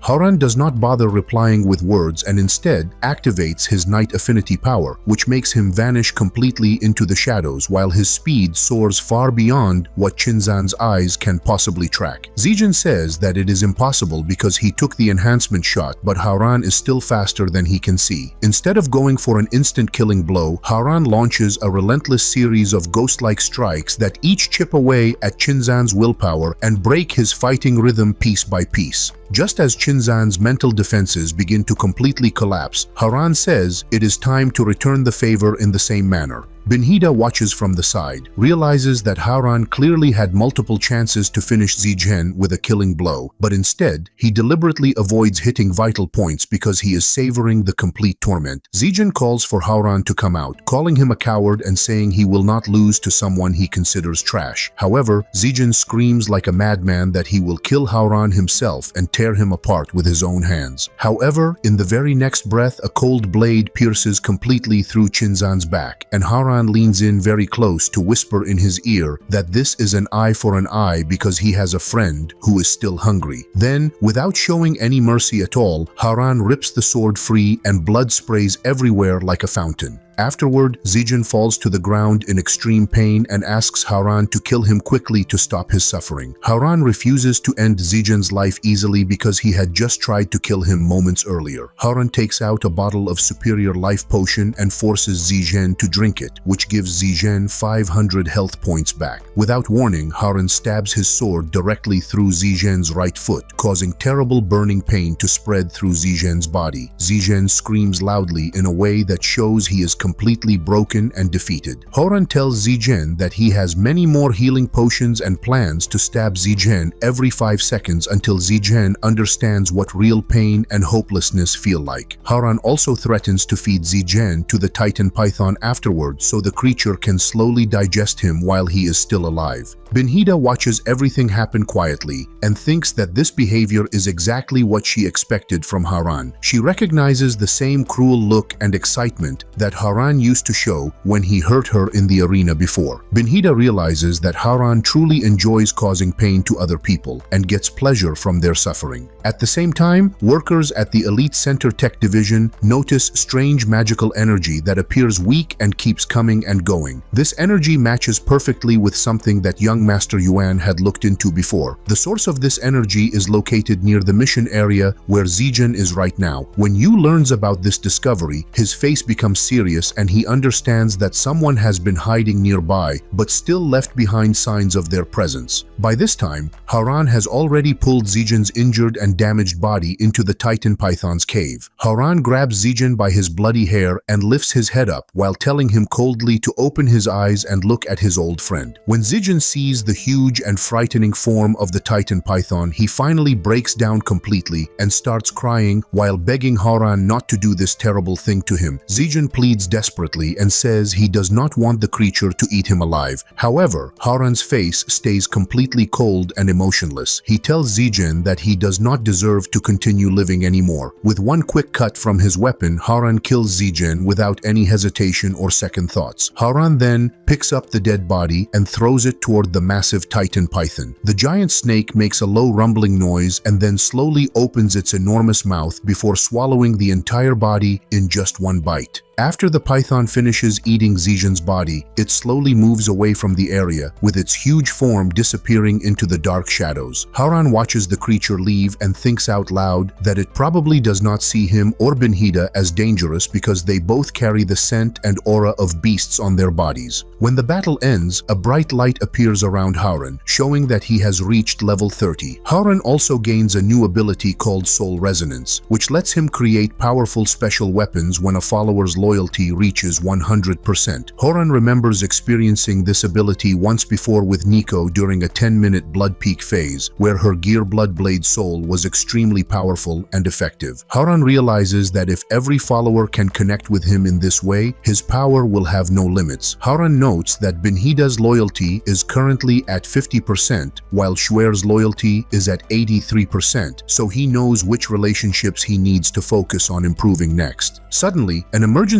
alert appears warning of approaching danger and telling him that an extremely dangerous target is coming toward them at high speed. The system tells Haran to move to a different location immediately. Sensing the serious danger coming their way, Haran does not waste any time and tells Benhida to cancel her summon ability and hide right away. Soon after, a violent wave of pressure fills the air as Yu arrives at the location where they were fighting. However, Yu finds only a completely empty and bare clearing with no people anywhere around. Yu frowns while looking around the area and finds it strange that he clearly sensed weak magical traces and notices a trail of blood that stops right at this exact spot. Yu hits his fist into the ground in anger and wonders where everyone went, thinking that people cannot just disappear into nothing. Right at that moment, the Titan Python comes out from the shadows with its sharp fangs showing as it attacks Yu directly. However, Yu avoids the attack easily and barely looks at the creature, dismissing it as just a tier 5 beast that dares to bother him. Yu says he does not have time for such disgusting creatures, but something about the snake catches his attention and makes him look more carefully. Yu notices that the python's face is not balanced and has an extra horn sticking out in an ugly way from the left side of its head. Since Yu has severe obsessive symmetrical disorder that makes unbalanced things unbearable for him, this sight is extremely disturbing. Yu's face becomes twisted with disgust as he calls the creature an ugly monster and says he is finished dealing with it. Meanwhile, in the preparation room of the blood arena, Haran finally feels relieved and can breathe normally again. Haran realizes that if the system gave such an extreme danger warning, it must have been the crazy person that someone had warned him about earlier in their conversation. Even with something called the Moxen working to suppress his demonic aura, combat mode still causes his power to leak out and be detected by others. Haran says quietly to himself that he should keep a low profile and stay hidden at least until he becomes truly invincible and unbeatable. When the arena system tells everyone that all outside equipment stops working under arena rules, Haran must pick a battle weapon that the arena gives him. He knows this will happen because when someone enters the arena, the only way to leave is by fighting and winning battles. Even though his special gear from Shar gets locked away, Haran feels sure that his level 30 stats will help him beat his opponents without much trouble.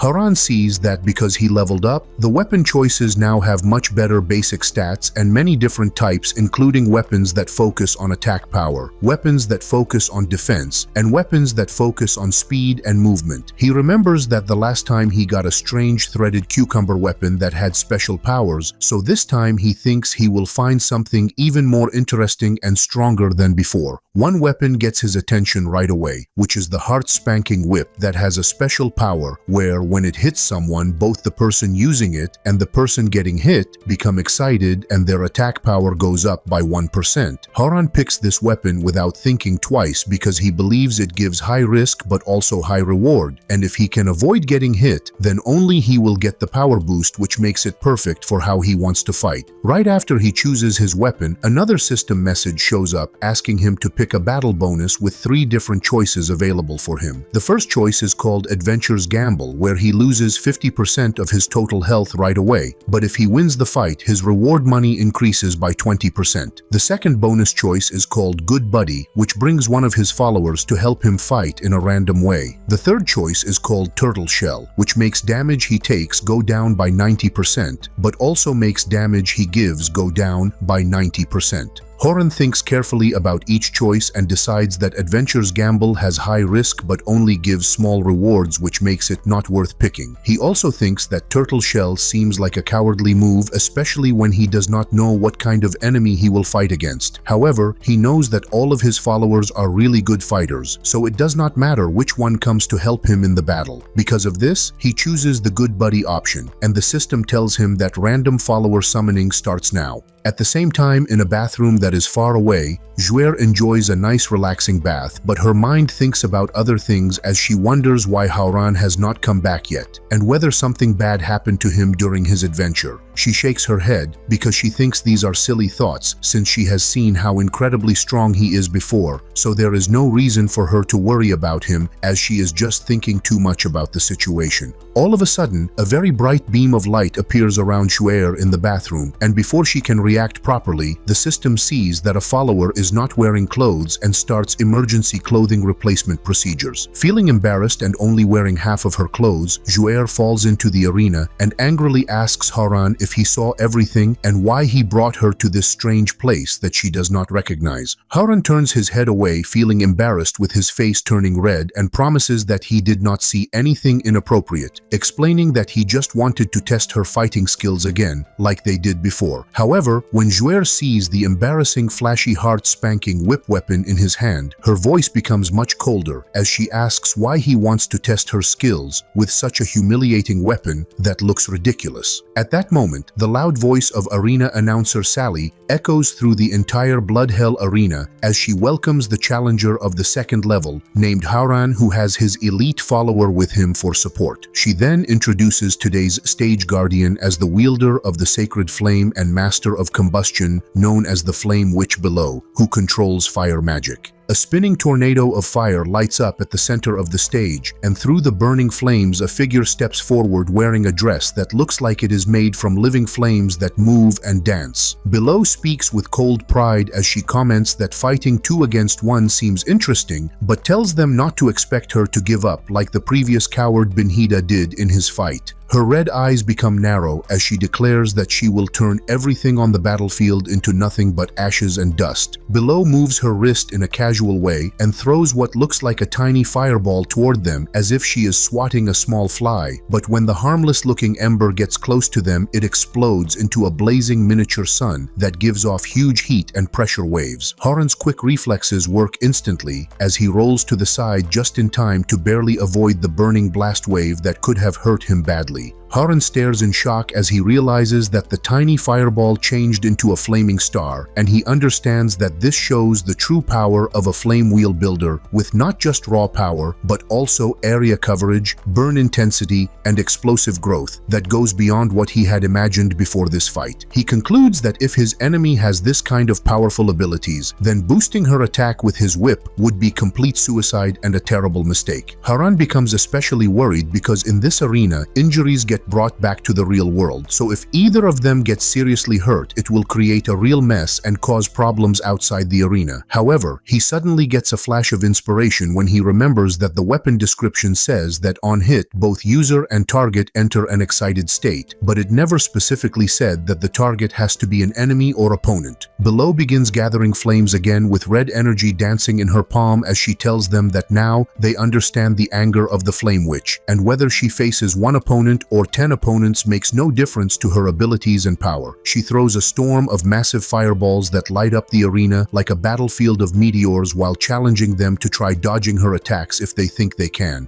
Harem reacts instantly by summoning a towering wall of ice to block the fireballs, and Juer mutters through clenched teeth that she has always hated fire types. Just because they deal high damage does not mean they get to be proud, and she plans to put out the flames today during this battle. Balo's face twists with anger as she responds that she hates ice types even more and asks if they think that wall will save them, declaring that she was not even serious before, but now the battle is over and done. Before her words finish completely, a sharp crack rings out as a whip lashes across Juer's back, causing her to whip around to glare at Haran while asking what he is doing to her and why he is attacking his own teammate. Strangely, a rush of energy surges through her veins, bringing excitement, power, and adrenaline, as she wonders what kind of ridiculous weapon he brought this time to the arena battle. Juer turns her head in complete confusion and asks why he is hitting her with the whip, while Haran replies with a completely serious expression that there has been a change of plans and she just needs to bear with his actions for now. Another precise lash lands at the perfect angle, and even though Juer feels completely confused about the situation, she subconsciously maintains a stance that makes it easier for him to whip her, and strangely with every strike her combat aura surges and her attack power climbs higher and higher than before. Up in the commentary booth, Sally loses her mind as she tries to understand what they are witnessing in the arena, questioning whether Haran is actually attacking his own teammate quite harshly since the screams are non-stop, and she wonders if this represents a team breakdown or internal conflict between the two fighters. Meanwhile, Balo stands at the other end of the arena with her expression twisted with second-hand embarrassment as she comments that this is supposed to be a battlefield and not a bizarre therapy session, questioning what they are doing over there instead of fighting her. After that, Juer's affection for Haran shoots up by 88% and it doesn't stop there. It keeps rising higher and higher. As this happens, she starts to feel confused, thinking to herself how strange it is that someone like her, a mid-level executive at the powerful Red City Group, is being publicly whipped with a small riding crop, and yet she doesn't hate it. What surprises her even more is that she's not the only one feeling this strange mix of emotions. Haran feels the same way too, but before they can think too much about it, Balo suddenly breaks free from Juer's freezing attack. Now that she's free, she starts powering up for her ultimate skill. She fires off a massive flame attack straight towards Juer, but Juer stays calm and quickly tells Haran to stay out of it as this battle is hers to handle. She begins charging her own special attack, filled with extreme cold energy. As the two powers clash, her icy skill meets the blazing fireball in mid-air, and with just one powerful blow, Juer completely freezes Balo's fire attack. She doesn't just block Balo's powerful lava breath attacks, she goes even further and completely freezes Balo herself. With that, the battle comes to an end, and the winners of this round are officially announced that Haran and Juer win. Right after the fight, Haran receives a new notification from the system. It says that his fire resistance has gone up and he's also earned a few extra skill points as a reward. The system then gives him a choice, whether he wants to move on to floor 3 of the Blood Prison Arena. Before continuing, he will need to pick new weapons and buffs for the next stage of the challenge. However, Haran wonders that with his current stacked attack boost, he could keep going, but he is a bit tired from all that whipping on Juer's cakes. He asks Juer how she's feeling, and she tells him that she feels kind of strange and has this excitement inside her that she's never felt before in her life. After looking at her closely, Haran realizes that something isn't right with her mind, and he thinks that if he keeps going with the challenge, he might end up the same way. So, he decides not to go to floor 3 right now and uses the arena portal to send her home first. After getting back home through the portal, Juer's body starts feeling sore, so she suggests that he should give her a massage to help her feel better,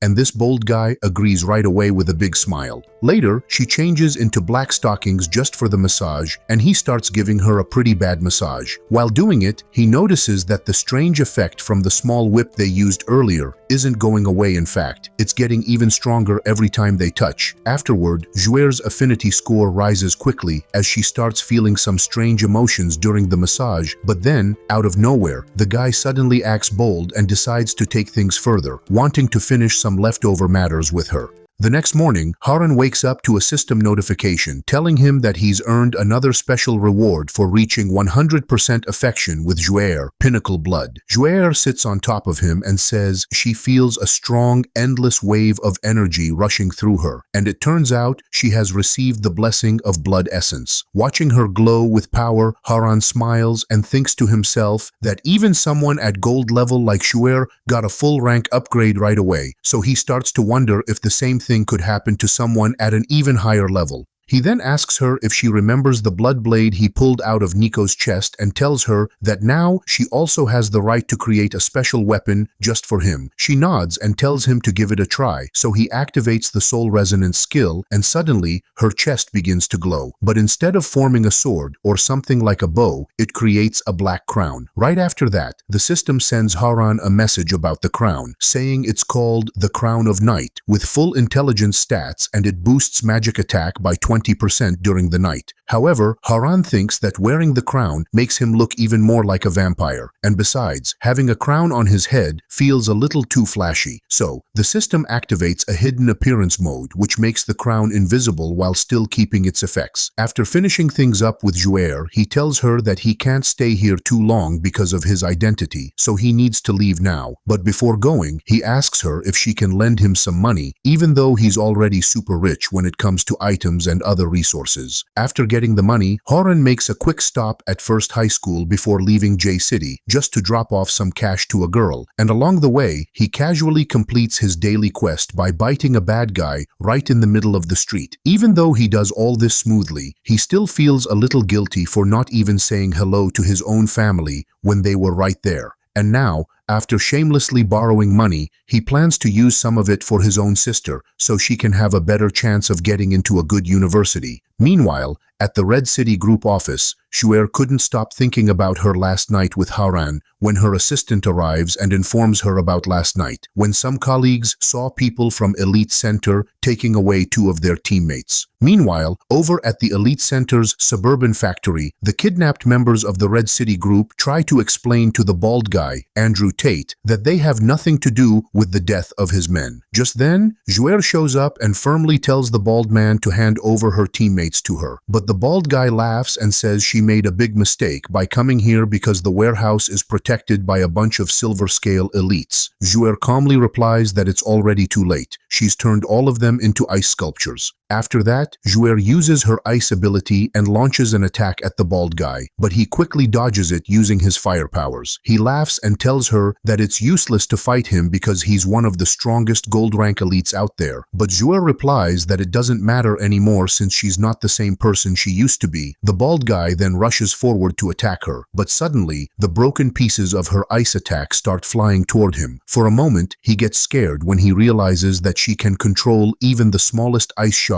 with perfect accuracy. After that, Juer uses her ice flower skill, which creates a huge blast of ice that spreads all over the bald guy's body. At that moment, he realizes she had tricked him. She wanted him to attack the ice wheel on purpose because it was just a trap meant to make him lower his guard. Juer then tells him that he's not completely clueless, but it's already too late, because the ice shards she secretly controlled have already entered his body through his open wounds. With just a snap of her fingers, she can freeze his blood completely. Still, the bald guy just can't accept what's happening. He was chosen to be young Master Yu Wu's partner because he was believed to be one of the strongest gold rank fighters, yet here he is, getting completely beaten by a gold rank woman. Suddenly, he uses his fire powers to melt all the ice covering his body and charges at Juer. But what he doesn't realize is that one of the ice shards is still inside his body. That tiny piece of ice creates an ice flower right on his organs and he drops dead instantly. After that, Juer proudly says that she's no longer just a simple gold rank fighter. She's now reached the powerful star diamond level. Then she goes to rescue her teammates, who tell her that no matter how much the bald guy tortured them, they never said a single word. Suddenly, Juer feels a wave of bloodlust behind her, and when she turns around, she sees Yu Wu standing at the gate, congratulating her for breaking through from gold rank to star diamond in just 2 days. Meanwhile, on the other side, Haran returns to the succubus village and finally gets his his hands on the weapon he's been waiting for, the blood blade Bledissaw. He then decides to take a proper look at the blade's attributes because last time he just skimmed through it quickly. Turns out, just like the Crown of Night, the blade also gives special bonuses during nighttime. Meanwhile, Nico keeps staring at him from behind like a total creep, thinking that Haran came back just to do soul resonance again, and the way he acted makes her even more weird about it. Suddenly, Haran gets a system notification saying he's leveled up. He realizes that Zhuer has helped him level up 3 times in a row, which means her opponent must have been really strong. Right then, it hits him. As if she's fighting someone that powerful, it has to be the elite center, and that means she might be in serious danger. Meanwhile, Yu Wu suddenly attacks Zhuer and her teammates, and as she takes a punch, she's shocked as it feels like she just got hit by a truck. She quickly realizes that if her 2 teammates are already down and out, then if she doesn't give it everything she's got, she won't even stand a chance. So, she activates her Ice Wheels ability, summoning dozens of spinning ice blades. But the long-haired guy just asks her if this is really the best she can do, even though she can control so many ice wheels at once. As the ice wheels fly toward him, he suddenly uses a move called Slaughter Tempest, and in the blink of an eye, he wipes out over 1,000 of them. Zhuer watches in disbelief, realizing this must be the true power of a legend-tier awakened fighter. Suddenly, Zhuer finds herself completely frozen in place as her whole body is unable to move. It turns out the guy's aura alone is enough to paralyze her, a control-type skill created from pure pressure. As he slowly walks toward her and gets ready to punch, Haran suddenly shows up out of nowhere and blocks the attack with just one hand. He activates his Peak Blood technique, which unlocks the Blood Demon God's full stats and skill set for 10 minutes. Yu Wu instantly understands what's going on. This is the reason Zhuer has been protecting Haran all along. It hits him that she's actually been sleeping with the enemy. But now that Haran has revealed who he really is, Yu Wu realizes he's the same beast who killed his brother, and that thought fills him with burning rage. Before the guy can react, Haran suddenly tears his arm apart and turns to Zhuer and apologizes for showing up late. Then he tells Nico to take care of Zhuer and heal her quickly. Yu Wu, still holding on to his pride, says that Haran only managed to rip off his arm because he caught him off guard. He claims that killing him won't be that easy because he reached legend tier at just 13 years old and is known as a once-in-a-generation genius. Right after that, he activates his ultimate form and his body changes completely as 6 dark wings spread out from his back. Now, he looks just like Lucifer from Temu. Even though Yu Wu normally hates transforming, since this form messes with his sacred sense of perfect symmetry, he pushes past that feeling. Now that he can use his other arm again, he grabs his massive weapon, ready to fight. Meanwhile, Zhuer watches in shock, realizing that this guy had been holding back the whole time while fighting her. His killing intent now feels terrifying, and deep down, she still finds it hard to believe that Haran is actually risking everything to protect her. Suddenly, Haran gets a system notification saying that the target has an overwhelming intent to kill the host, and he must be eliminated within 5 minutes to remove the danger. It also says that completing this mission will grant a special reward. Haran realizes right away if even the system is this serious about killing him, then this guy is a real threat. After that, the guy uses his powerful Godslayer 6 strike ability to attack Haran with a series of deadly slashes, but Haran skillfully dodges each one with his sword. He looks at him and says that now it's his turn to show what a real slash looks like. Haran then unleashes his Bloodblade Torrent, a fierce attack that slices through the ground with incredible force. The guy manages to dodge it just in time, proudly showing off his speed, claiming that no one is faster than him. But right after, his other arm suddenly gets sliced off and he explodes in anger,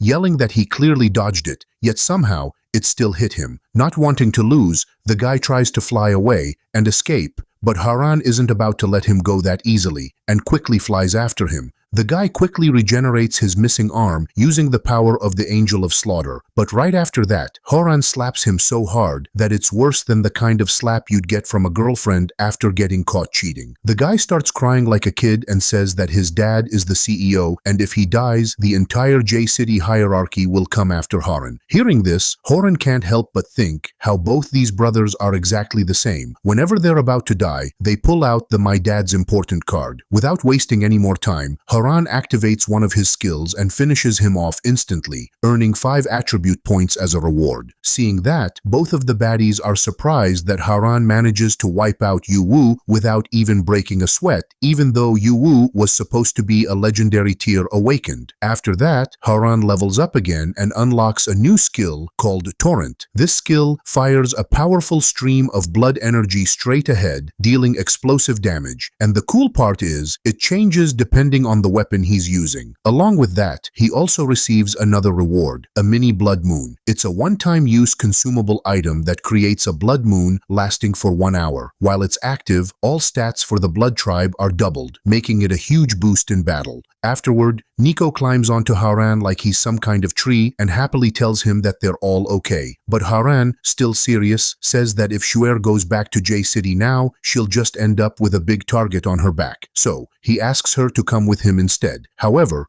Shuer gently turns down his offer. She says she would love to join them, but now isn't the right time. Yu Wu, a legend tier, just died, and J City is definitely going to explode with chaos. She explains that the higher-ups will for sure take action against Haran, and if she leaves too, Red City might see him as a major threat. She adds that she doesn't want to drag him into even more trouble just because of her own feelings. Haran tells her to promise that she will stay safe, and if anything bad happens, she should come find him right away without waiting. At the same time, over in a private rehab center in B City, an old man is coughing up blood because it feels like God hasn't paid attention to him in a really long time. He starts thinking that if he keeps staying here, he's just going to rot in bed. It turns out he's not just a normal patient, as he's actually a legend tier awakened and also the president of the elite center. His name is Yu Tianxiong. A few days pass, and the news about Yu Wu's death spreads all through J City. When Tianxiong returns and hears what happened, he feels crushed by the loss of his son and quickly decides that he will get revenge no matter what. Without wasting time, he sets up a special emergency meeting and tells people to bring together the strongest awakened groups in all of J City. One of those people is a woman named Zhao Yifei, known for her large figure. She's the supreme tier of the J City branch, and she explains that many strong awakened people were killed recently, including gold tier Yu Wen and even legend tier Yu Wu. She says their biggest suspect is a strange beast that showed up during the recent mana anomaly. Tianxiong responds by saying that they should turn the whole city upside down if that's what it takes. But then a guy named Bai Lilian, who kind of looks like a low-quality version of Ben 10, speaks up. He says that Tianxiong shouldn't pull everyone into this mess just to get revenge for his son. Bai believes that high-rank awakened fighters are very valuable, and they shouldn't be wasted like this. But then a red-haired man named Liu Zhengyi jumps in and disagrees. He says Bai is wrong because it's their duty to protect J City, and they should do everything they can to track down that beast. Another old person, Li Hongping, also joined the talk. She says she's been to the battlefield where Yu Wu died, and there wasn't even one drop of beast blood found there. She adds that only members of the elite center have been killed so far, so she starts to wonder what if the beast is only going after Tianxiong. After hearing that, the old woman gets really angry and yells at her, saying that one of her people, Shuer, was at both of the scenes where his son was killed. Right after that, Zhao steps in and tells everyone to stop arguing. She says they don't have enough information about this thing, and charging in without a plan is way too dangerous. Zhao also says that she'll report everything to HQ and ask them to send 2 more Supreme Tier awakened to J City. Until those reinforcements arrive, she tells everyone that no one should make any sudden moves. Tianxiong says he can't wait that long because it'll take at least a month for HQ to free them up, and he doesn't want to sit around doing nothing. Zhao gets annoyed and tells him to shut up.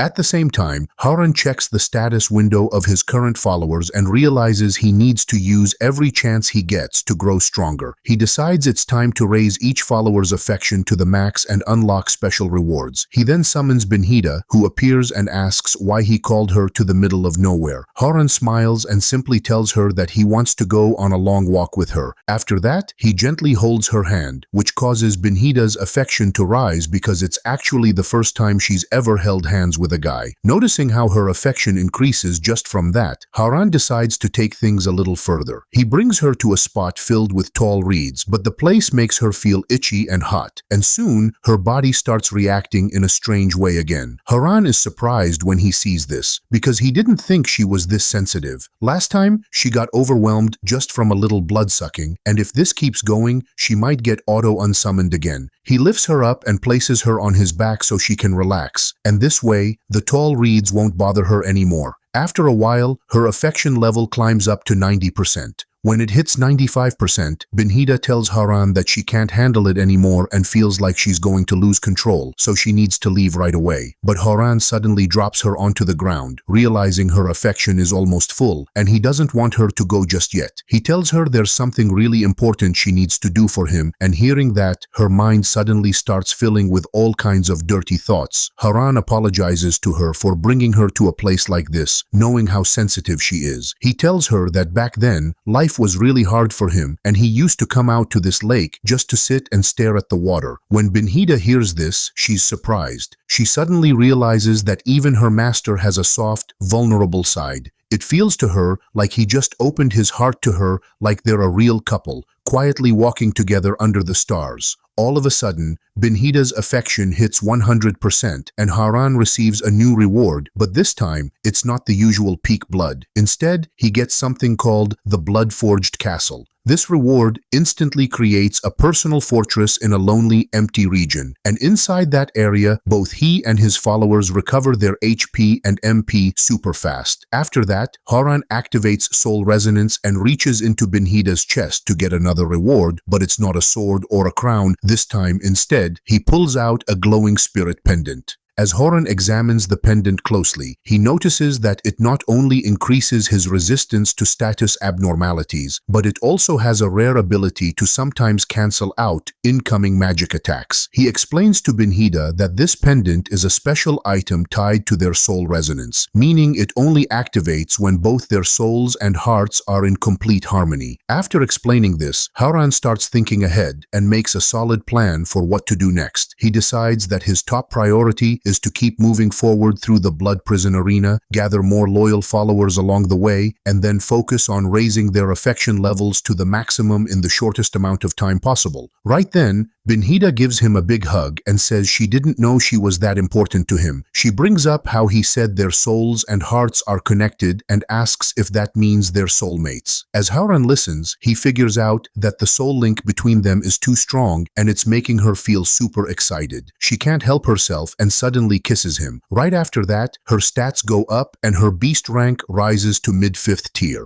After that, Haran walks into the arena with his special items. He looks around and thinks that if his special gear still works, then he doesn't need to pick a weapon. A shield or a healing item should be enough for the battle. The system immediately gives him a prompt, telling him to pick one of the available buffs that will help him during the battle. The choices shown are Thornmail, which reflects 20% of the damage he receives back to the attacker, Risky Adventurer, which causes him to instantly lose 50% of his maximum health, and finally, the Berserker, which lets him start the fight with a 20% boost in attack power. Haran quickly understands that this decision has a time limit, and he needs to pick something that will give him the fastest possible power boost right away, so without wasting another moment, he chooses the Risky Adventurer buff. Afterward, he enters the Blood Prison Arena level 3 with 3 pieces of exclusive gear. Sally announces that his opponent is the arena guardian of this floor, the Divine Knight who wields the sun and the silver moon, a 5th tier beast, Centaur Warrior Santor. She tells Haran that even though he managed to defeat the flame demon Balo, which clearly shows he has some impressive skills, he still wouldn't be able to win in a fight against her. Right after saying that, she suddenly activates her taunt ability, a powerful move that forces Haran to attack her no matter what he tries to do. Without delay, Haran lunges forward and attacks, but to his surprise, his strike doesn't land at all. It's completely blocked. That's when he realizes she's already summoned a huge golden shield that absorbs the blow effortlessly. As he steps back, Haran starts thinking to himself that if she can almost fully charge her solar shield with just a single attack, then she's even more dangerous than he expected. After that, she confidently tells Haran to come at her with everything he's got, but Haran shouts back, telling her not to act so overconfident like she's already won. Without holding back, Haran starts attacking her shield repeatedly with his sword, striking again and again. Not long after, the taunt effect wears off much faster than expected, and it's all thanks to the abnormal resistance boost he received earlier from Binhida's pendant. Even with the powerful effect gone, Haran keeps slashing at the centaur's shield, which is incredibly thick and tough to break through. Meanwhile, the centaur looks surprised and confused as she thinks to herself that the taunt shouldn't have ended so soon. She starts to wonder if Haran somehow has a special kind of resistance control, and if that's true, then it's definitely going to be a serious problem for her in this fight. After a few moments, her silver moon lance becomes fully charged and she slams the lance stick hard into the ground. In an instant, a massive wave of energy explodes out from the impact point, launching Haran through the air like he's nothing more than a weightless tissue. As he struggles to regain his balance, Haran quickly figures out something important. Even though the energy burst she just released is incredibly powerful, it also contains traces of her own unique aura. That's when it clicks in his mind. She had used the taunt ability to force him into non-stop attacking her shield, and while he did that, she cleverly absorbed the energy from his attacks into her spear. Then she turned around and fired that energy back at him using her own power as a boost. That's her real fighting style, a smart mechanism where the harder he hits her, the stronger and more dangerous her counterattack becomes. Afterward, Haran throws away his sword at her shield and Centaur wonders if he is giving up already, but then she uses her taunt skill again, which forces Haran to hit her while being barehanded. He then uses the abnormal skill, which reduces the taunt skill of hers. She finally understood why he wanted to lower his attack power and shorten the taunt window, so she wouldn't have enough time to charge Silver Moon Lance. Afterward, Nico charges at Haran with the intent to strike him down, her lance aimed straight at him. But just as the attack comes, Haran raises his hand and catches the lance mid-air with his bare hand. Nico freezes in shock as she can't believe what she's seeing. To her, Haran is just a simple sword wielder with no special defense skills, so how in the world did he manage to stop a powerful weapon like that using only his hand? Afterward, Haran activates his blood prison burial, and that bloodstring technique quickly grabs the girl from all over the place. Afterward, Haran wraps his arms around the centaur and pins her down, locking her in place with a strong hold that makes it even harder for her to escape. She struggles and tries to pull away, warning him that if he doesn't let go,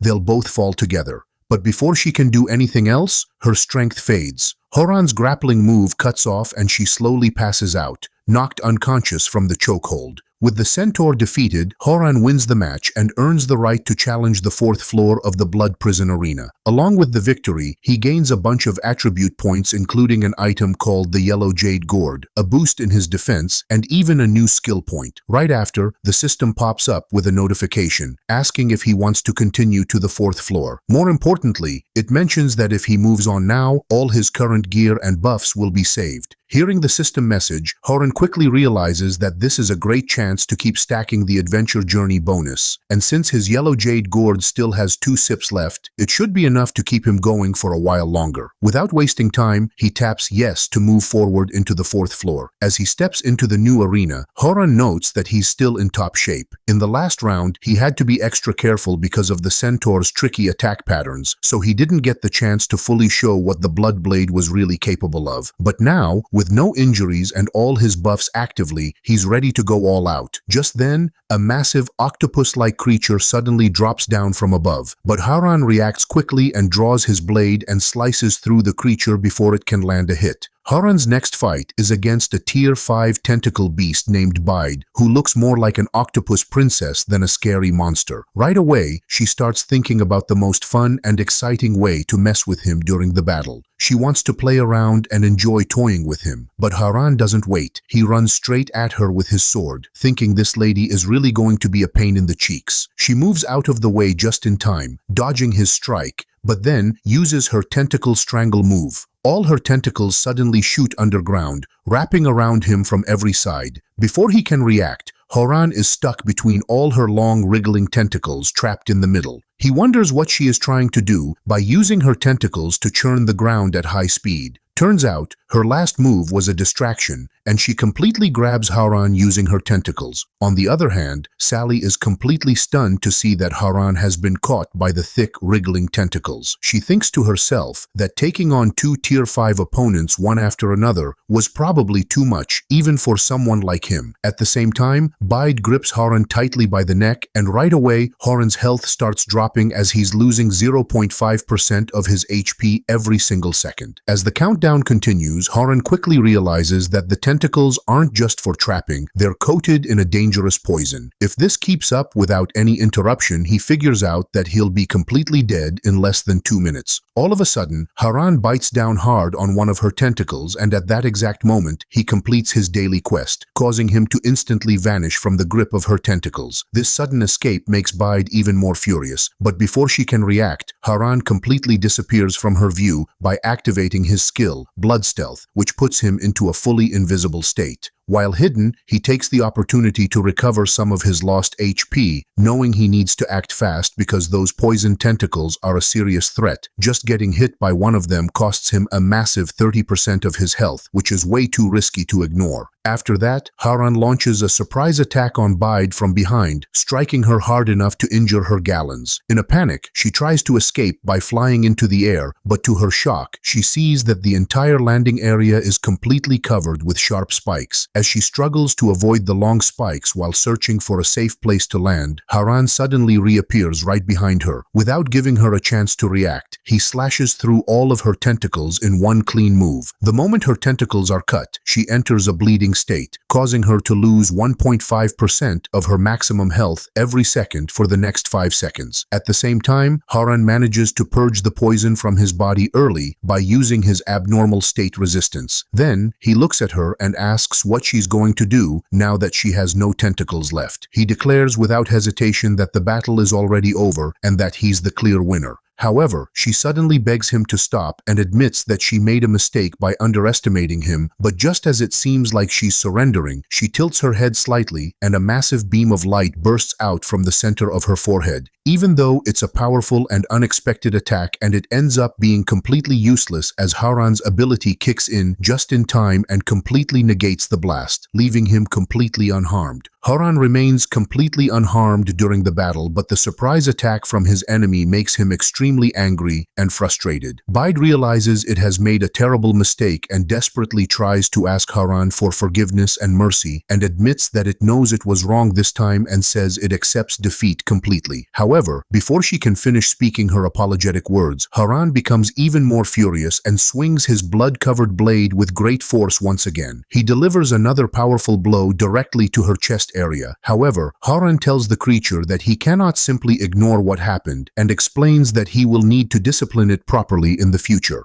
After seeing Bide lying motionless on the ground, Sally makes an official announcement and declares Haran as the clear winner of this battle. By winning this fight, Haran receives 3 different rewards that will help him become stronger. His poison resistance ability increases significantly, and he also gains a new guardian skill that can instantly kill enemies. Haran never expected to gain this powerful skill during the fight, so he considers it a wonderful surprise. He believes this dangerous adventure was definitely worth all the risks he took. The commentator then explains important information to Haran about the Bloodbath Arena. Every 5 floors of the arena contain a boss-level defender who uses rapiers as weapons. These boss enemies are all extremely dangerous and powerful individuals who can cause serious harm. The difficulty of fighting them increases dramatically with each floor level. Sally also warns Haran that his next opponent on the following floor will be a legendary mythical beast called Medusa the Gorgon. When facing such a powerful opponent, Sally strongly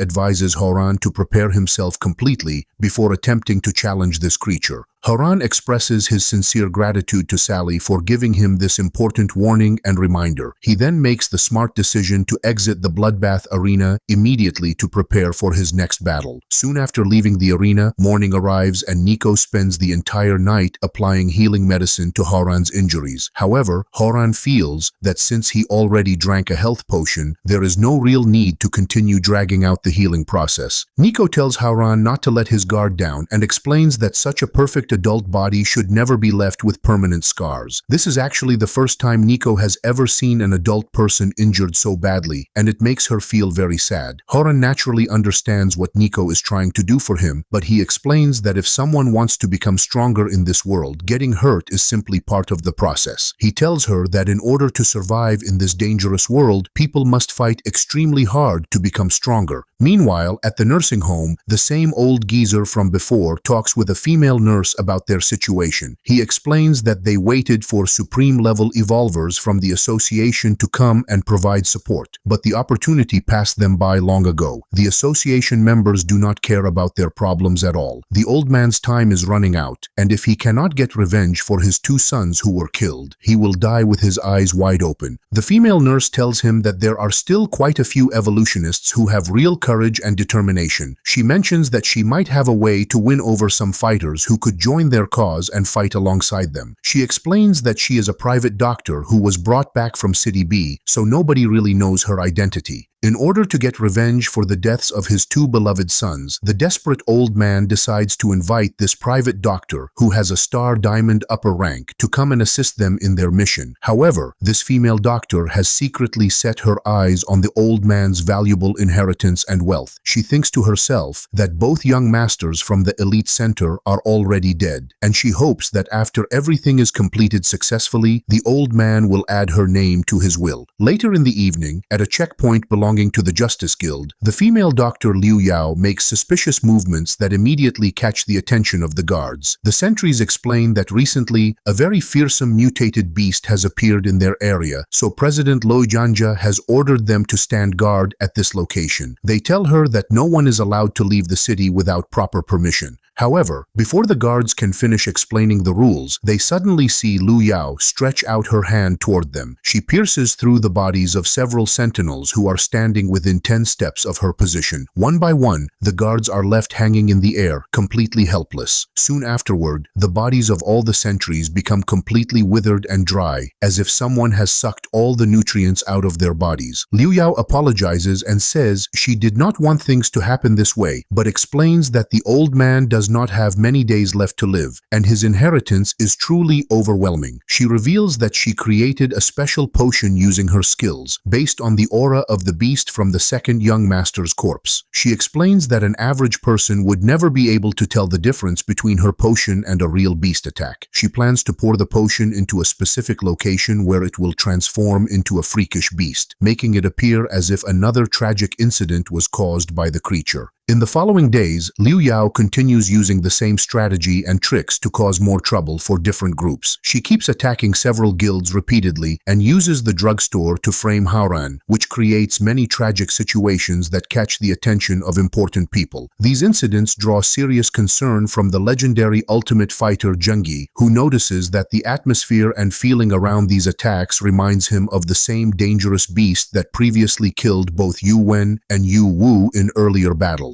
Zhengyi considers these attacks to be a direct insult and challenge to their righteous union of fighters, and he views them as bold acts of disrespect that he cannot allow to continue without consequences. Another female member of the metal band group named Luo Xuan also feels very upset and discouraged about the current situation because she had worked very hard to gather new people and form a strong group, but everything got completely destroyed in just one single night of fighting. Luo Xuan expresses her frustration about being a leader when she now stands completely alone without any followers or group members, and she makes angry threats about getting revenge on those responsible for destroying her carefully built organization. Meanwhile, Bai from Senlin Groups carefully examines the reports that describe how guards at many different checkpoints have all been found turned into dried up dead bodies, and the strange aura of that mysterious beast creature appears at every single crime scene. Although the evidence clearly points to the same fierce beast-like creature from previous attacks, Bailey notices that this creature previously only targeted people from the elite center, so something about the current pattern of attacks feels wrong and unusual to him. On the other side, Juer spends time practicing yoga, and just as Juer considers this puzzling situation, her mother suddenly enters the room and asks her why she has not stopped practicing yoga for such a long time and what might be bothering her so much. Juer feels surprised to see see her mother visiting her because it has been many years since she last came to see her at his home. She mentions that the strange beast she encountered before has committed another bloody crime at the Boulder location, and she came to check on her because she felt worried about her safety. Jouer tries to explain that there is no way the beast could have committed this particular crime because it simply does not make any sense, and there would be absolutely no benefit for the creature to do that kind of destructive thing. Lee Hongping feels somewhat confused by the beast's strange behavior and tells her that she cannot judge the creature's actions using normal human logic, and from the way she speaks about it, it sounds like she knows the beast quite well and might be too close to it. Jouer acts very unnaturally and denies being familiar with any monsters, claiming that she just got lucky and barely managed to escape from the creature's grasp during their previous encounter. Lee Hongping can immediately tell that her daughter is not telling the truth because her lying skills are really poor, and she should understand her mother's special capabilities for detecting lies. Jouer finally realizes that her mother did not come to visit her at all, but instead came to investigate the strange creatures, and she feels hurt that even though she works hard, she still cannot get her mother's attention or recognition. Lee Hongping tells her daughter that at least she came to find her before other dangerous people, like those from Evolver Ocean and Tianxiong, could come after her, and she explains that she is doing all of this to protect her daughter from harm. As she speaks, Lee Hongping activates her special power and reviews all the things that happened between her and Haran. Despite being older, Lee Hongping still feels embarrassed when she sees how young people behave and have wild fun together in their relationships. When Lee Hongping's investigation ends, Jouer gradually becomes conscious and realizes that her mother saw everything that happened, and she feels angry that her mother went ahead and looked through her private memories without getting permission first. Lee Hongping apologizes for her actions but clearly remembers the name Haran, who is not actually a mythical beast but instead a dead person from a previous incident. She recalls that a while back, an elite team from the center had a serious accident where a contracted porter died, and she happened to see the accident report. That dead porter was named Haran, and his photograph looks exactly the same as Haran that Jouer remembers in her memories, and he was the same person who asked her about information regarding the elite center's activities. After conducting interviews with the survivors of that terrible accident, Lee Hongping discovered that they are definitely the same person. An ordinary person who had not evolved somehow turned into a powerful beast in just a few days while still maintaining his human personality and thoughts, which seems absolutely unbelievable. Lee Hongping suggests that he should be considered a human who has gained the special powers of mythical beasts. She believes that her daughter did nothing wrong when the creature exposed himself to save her, and she thinks that their group must protect him completely. Meanwhile, Haran and Nico decide to go on a cave exploration together, but as they step inside, Nico struggles to see anything at all due to the complete darkness surrounding them. Unlike her, Haran has a dark affinity, which not only allows him to see clearly in the pitch-black environment, but also gives him buffs while he's in it. It becomes clear that Haran didn't just come here to explore. His real purpose is to use the cave as a training ground for the entire team. To begin, he summons 3 powerful allies, Centaur, Bide, and the hot-headed troublemaker, Balo. Right away, Balo starts acting rude and disrespectful, but Haran quickly shuts her down, firmly reminding her to behave properly since the only reason he summoned her was to help light the path ahead for the rest of the team. Hearing what Haran said, Balo becomes furious, offended by the idea of being treated like some kind of walking torch. After all, she's a mighty flame demon, not someone who's supposed to act like a candle. Just then, Haran receives a sudden system notification, warning him that Balo's affection level is very low and advising him to subdue her right away before things get out of control. Wasting no time, Haran rushes toward her to launch an attack, but Balo reacts fast as she dodges his strike and hurls a massive fireball directly at him. Haran narrowly evades the blazing projectile and, thinking quickly, uses Bide's tentacles to wrap around Balo and capture her on the spot. After being restrained, Balo's attitude starts to change, and her affection level rises to 50%. She lowers her head slightly and apologizes for her earlier behavior, admitting that she was out of line. A bit later, the whole group moves deeper into the cave, and they soon come across a section where the path splits into 2 separate directions. Seeing this, Centaur suggests that they should split up since it looks like the cave has several forks ahead. However, Haran carefully studies the surroundings and quickly realizes something important: these paths aren't real routes meant to explore. Instead, they all curve back to the same central chamber, which is now clearly visible and filled with piles of animal bones. That's when it hits him. This place is actually a feeding den. Without wasting time, Haran gives an order to Centaur to activate her taunt ability and lure out whatever is hiding nearby so they can take down everything at once in a full-force ambush. After that, a swarm of spiders begins crawling out from the shadows and launches a full attack on Centaur's golden shield, smashing into it from all directions. Seeing this, Haran quickly gives a command to Bide, Belo, and Nico, telling them to strike back right away. The team moves in without hesitation, and with their combined power, they manage to wipe out all the spiders in one massive counterattack. Even though the spiders were low-level creatures, their overwhelming numbers ended up giving Haran a huge amount of experience. As a result, he receives a bunch of system rewards and even levels up. To his surprise, he unlocks a brand new skill called Devil's Hand, which lets him summon a surge of dark, demonic energy that reaches out and grabs enemies, pulling them into his control. Suddenly, a thought hits Haran that if there were this many spiders, then there has to be a leader among them as well. He quickly glances upward, and right then, he spots it. The spider leader is clinging to the ceiling and hurling a stream of acid down toward the team. Thankfully, they all react fast and manage to dodge the attack just in time. Haran examines the creature and realizes with a shock that it's actually a Tier 6 beast. Knowing full well that he wouldn't be able to take down something that powerful on his own, Haran immediately decides that they'll all have to fight together if they want to stand a chance against the Spider King. Haran quickly activates his newly gained skill, Devil's Hand, sending out a powerful wave of demonic energy that grabs the Spider King and slams it down to the ground with force. Wasting no time, he shouts to the others, ordering them to unleash everything they've got and go all out on the monster. Centaur responds immediately by launching her fully charged Silver Moon Spear attack straight at the Spider King. But to her shock,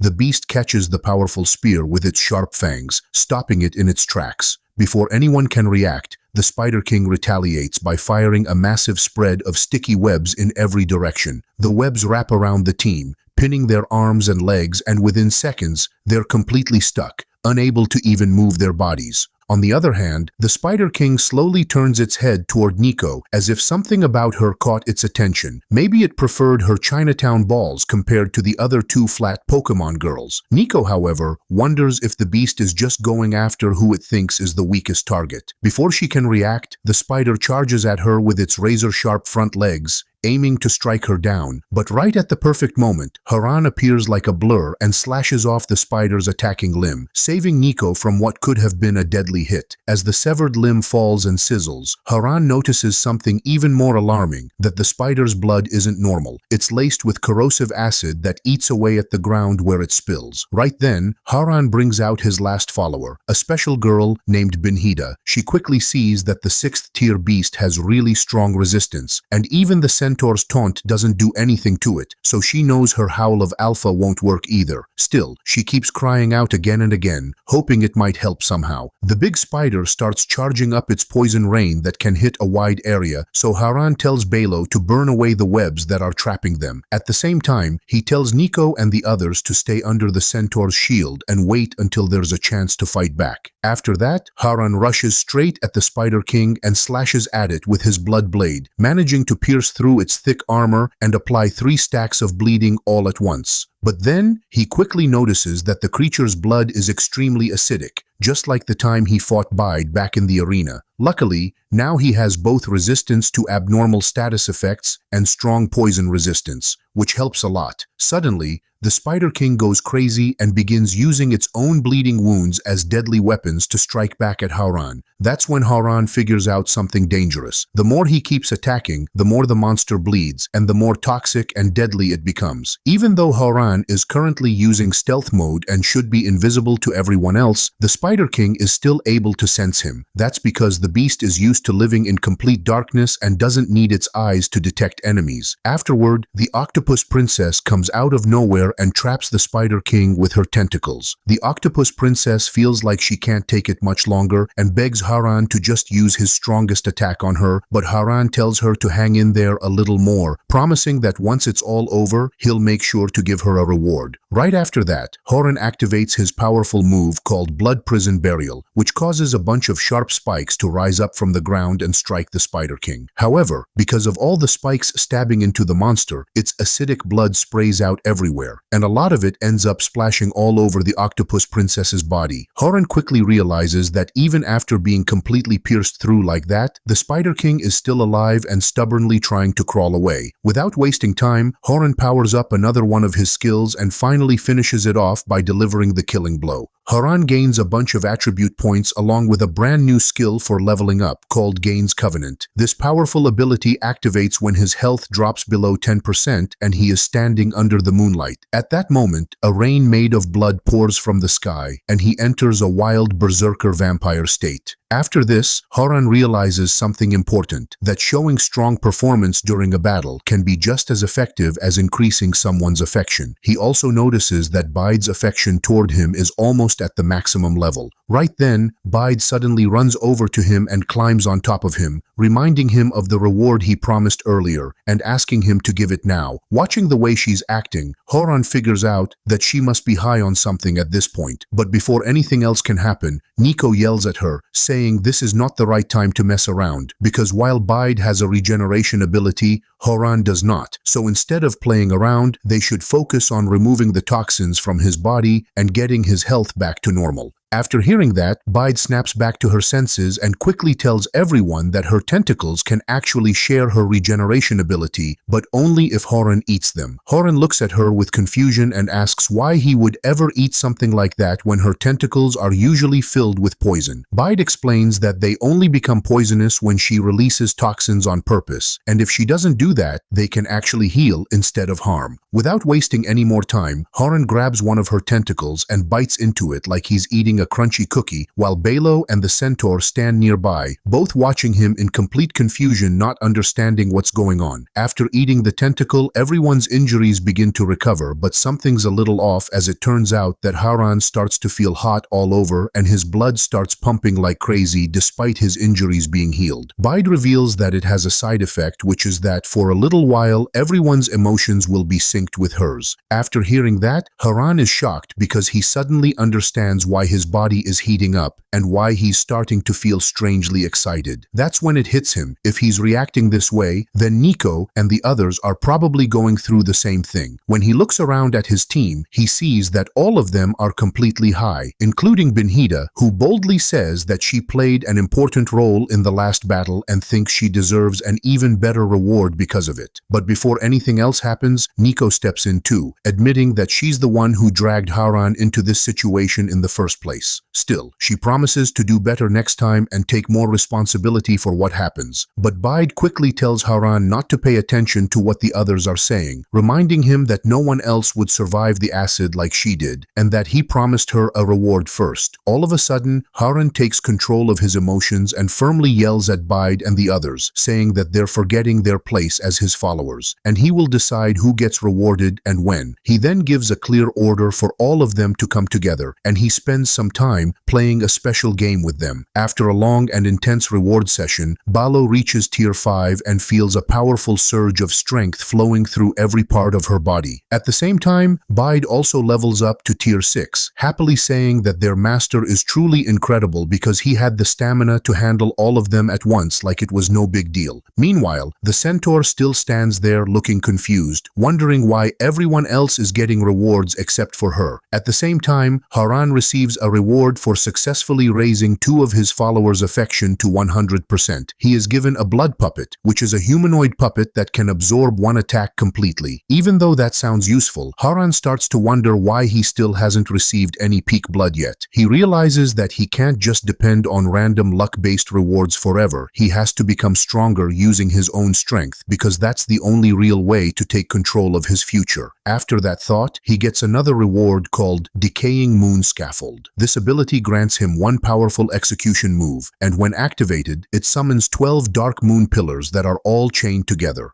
After that, Haran gets another notification from the system telling him that 2 of his followers are now eligible for soul resonance. Without wasting any time, he quickly presses yes, and right away, a special reward appears from inside Belo's chest. The reward turns out to be Belo's flame cloak, a powerful item that boosts the wearer's defense by an incredible 300% and also adds a chance to burn incoming attacks. Another reward comes from Bide's chest, which are her venom earrings, which have 10% chance to inflict poison, and suddenly, Haran can feel the power surge with this gear and his followers' support. After leaving the spider cave behind, Haran and his team continue pushing forward, clearing out several more beast nests one after another, using every single second they have to level up as quickly as possible. Meanwhile, in another part of the region, Tianxiong from the Elite Center decides to ignore the direct orders given by the Awakened Association. Instead, he joins forces with the Justice Guild along with several other powerful factions, and together they launch a massive beast purge that covers a 100-mile radius outside the city in full-scale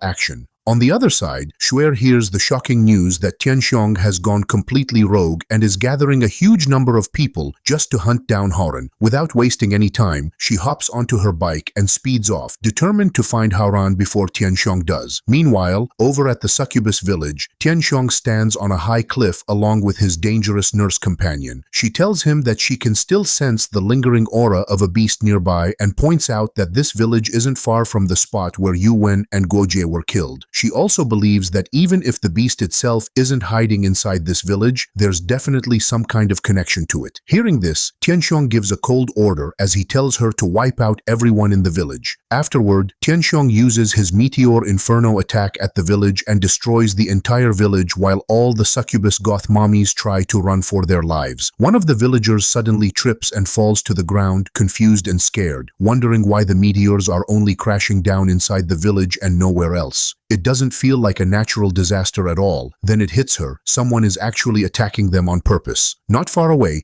3 men slowly walk into the village, each of them thinking disturbing thoughts about the succubi. Leading them is a gold mid-rank awakened named Xiao Yu, who has come with the goal of wiping out every last one of them. Out of nowhere, the wind changes and they notice snow beginning to fall, and right away, they realize that Xuer has arrived and she's here to protect the village. After that, Xuer uses her ice flower move and freezes all the men in one go. The succubus is shocked because the ice flower is so strong as it knocks everyone out right away. She thinks it's amazing since no one in her village knows how to use ice magic, and now she's wondering who just saved her. Then Xuer looks at the succubus and sees that she has a tail and wings just like Nico's. That's when she figures out this must be Nico's succubus village. Xuer tells her that she's a friend of Haran and Nico and that she came to help them. After saying that, she uses her full power cold air move, and the cold wind puts out all the fire that's burning the city. Seeing that, Tianxiong and the nurse realize that the girl is Xuer, the leader of Group 8 from Red City, and that she has a connection with the beasts. But the report said she was only a gold rank, so they start to wonder if she's actually much stronger than what the file said. At that moment, Xuer spots Tianxiong and his team and quickly figures out that this is the old man who had been planning to destroy the village all along. She speaks out to the rest of his teammates and tells them that Tianxiong tricked them into coming here just so he could get revenge for his sons, and that all of them have been fooled by him. Hearing that, Zheng turns to Tianxiong and asks if what Xuer said is true. He explains that he followed him here, even though it meant breaking the association's rules and putting his own life on the line with his brothers, all because he believed in him. So now he wants a clear answer. But instead of explaining, Tianxiong asks him if he's really going to trust a traitor who sides with beasts over him, someone who has the right and duty to kill monsters. However, Xuer yells that Red City Group has already reported their illegal activity to the Awakened Association, and along with the inconsistencies in the El City Kaka incident, and it turns out that Elder Zhao from the association is already on their way here.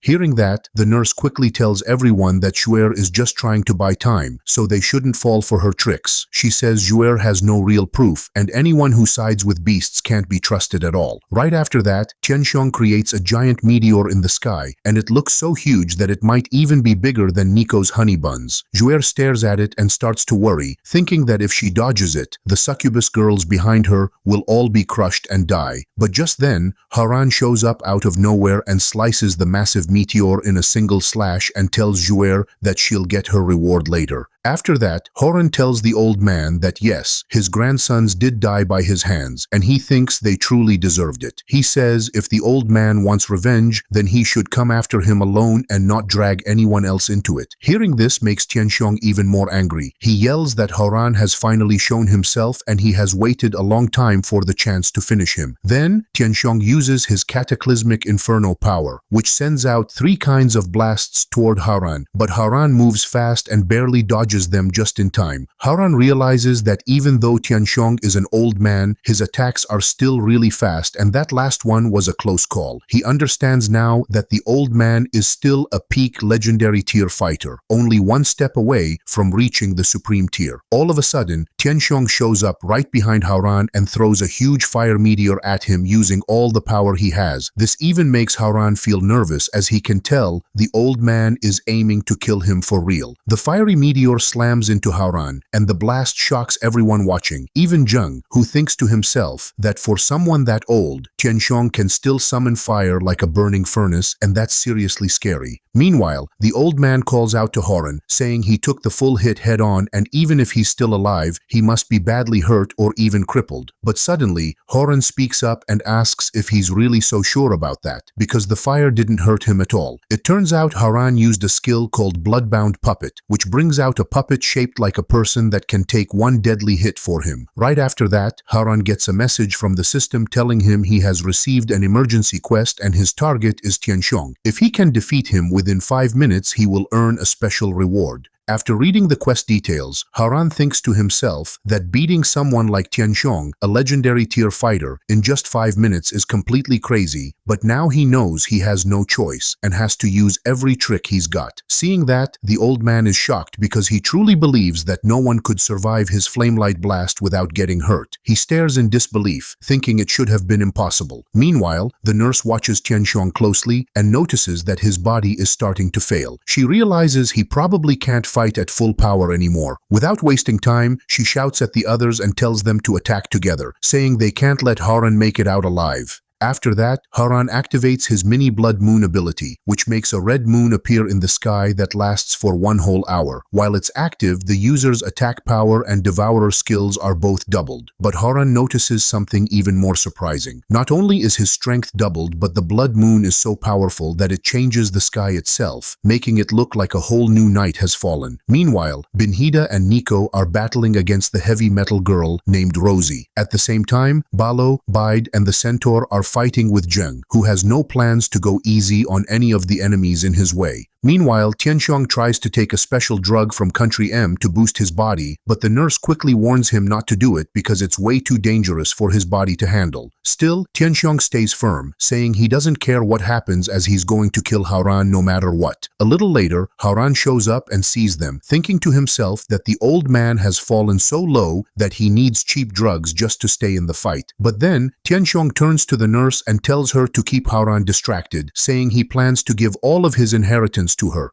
As soon as she hears that, the greedy nurse charges toward Haran, ready to beat him up. But just as she gets close, Haran suddenly disappears right in front of her eyes and reappears with a strong kick aimed straight at Tianxiong. Haran then notices a bunch of injections on the ground, thinking it's the same drug he used during their revenge match against Zijin, but turns out this old man has taken the drug more than anyone ever did. Suddenly, the nurse comes after him again, but Shuer throws her away using her ice flower ability, saying she should fight her instead. After that, Haran notices that the drug Tianxiong took has finally kicked in, and now the old man looks like a total maniac, acting like he's 18 years old again. Haran watches in shock as Tianxiong powers up into what looks like a Super Saiyan form with energy pouring out of him like a storm. Haran starts to worry, thinking that even with his doubled stats from the blood moon, he still doesn't stand a chance against this kind of power. But he also realizes that since all this energy is coming from the drug, it must be wrecking Tianxiong's body from the inside, so all Haran really needs to do is survive long enough until it burns him out. Right then,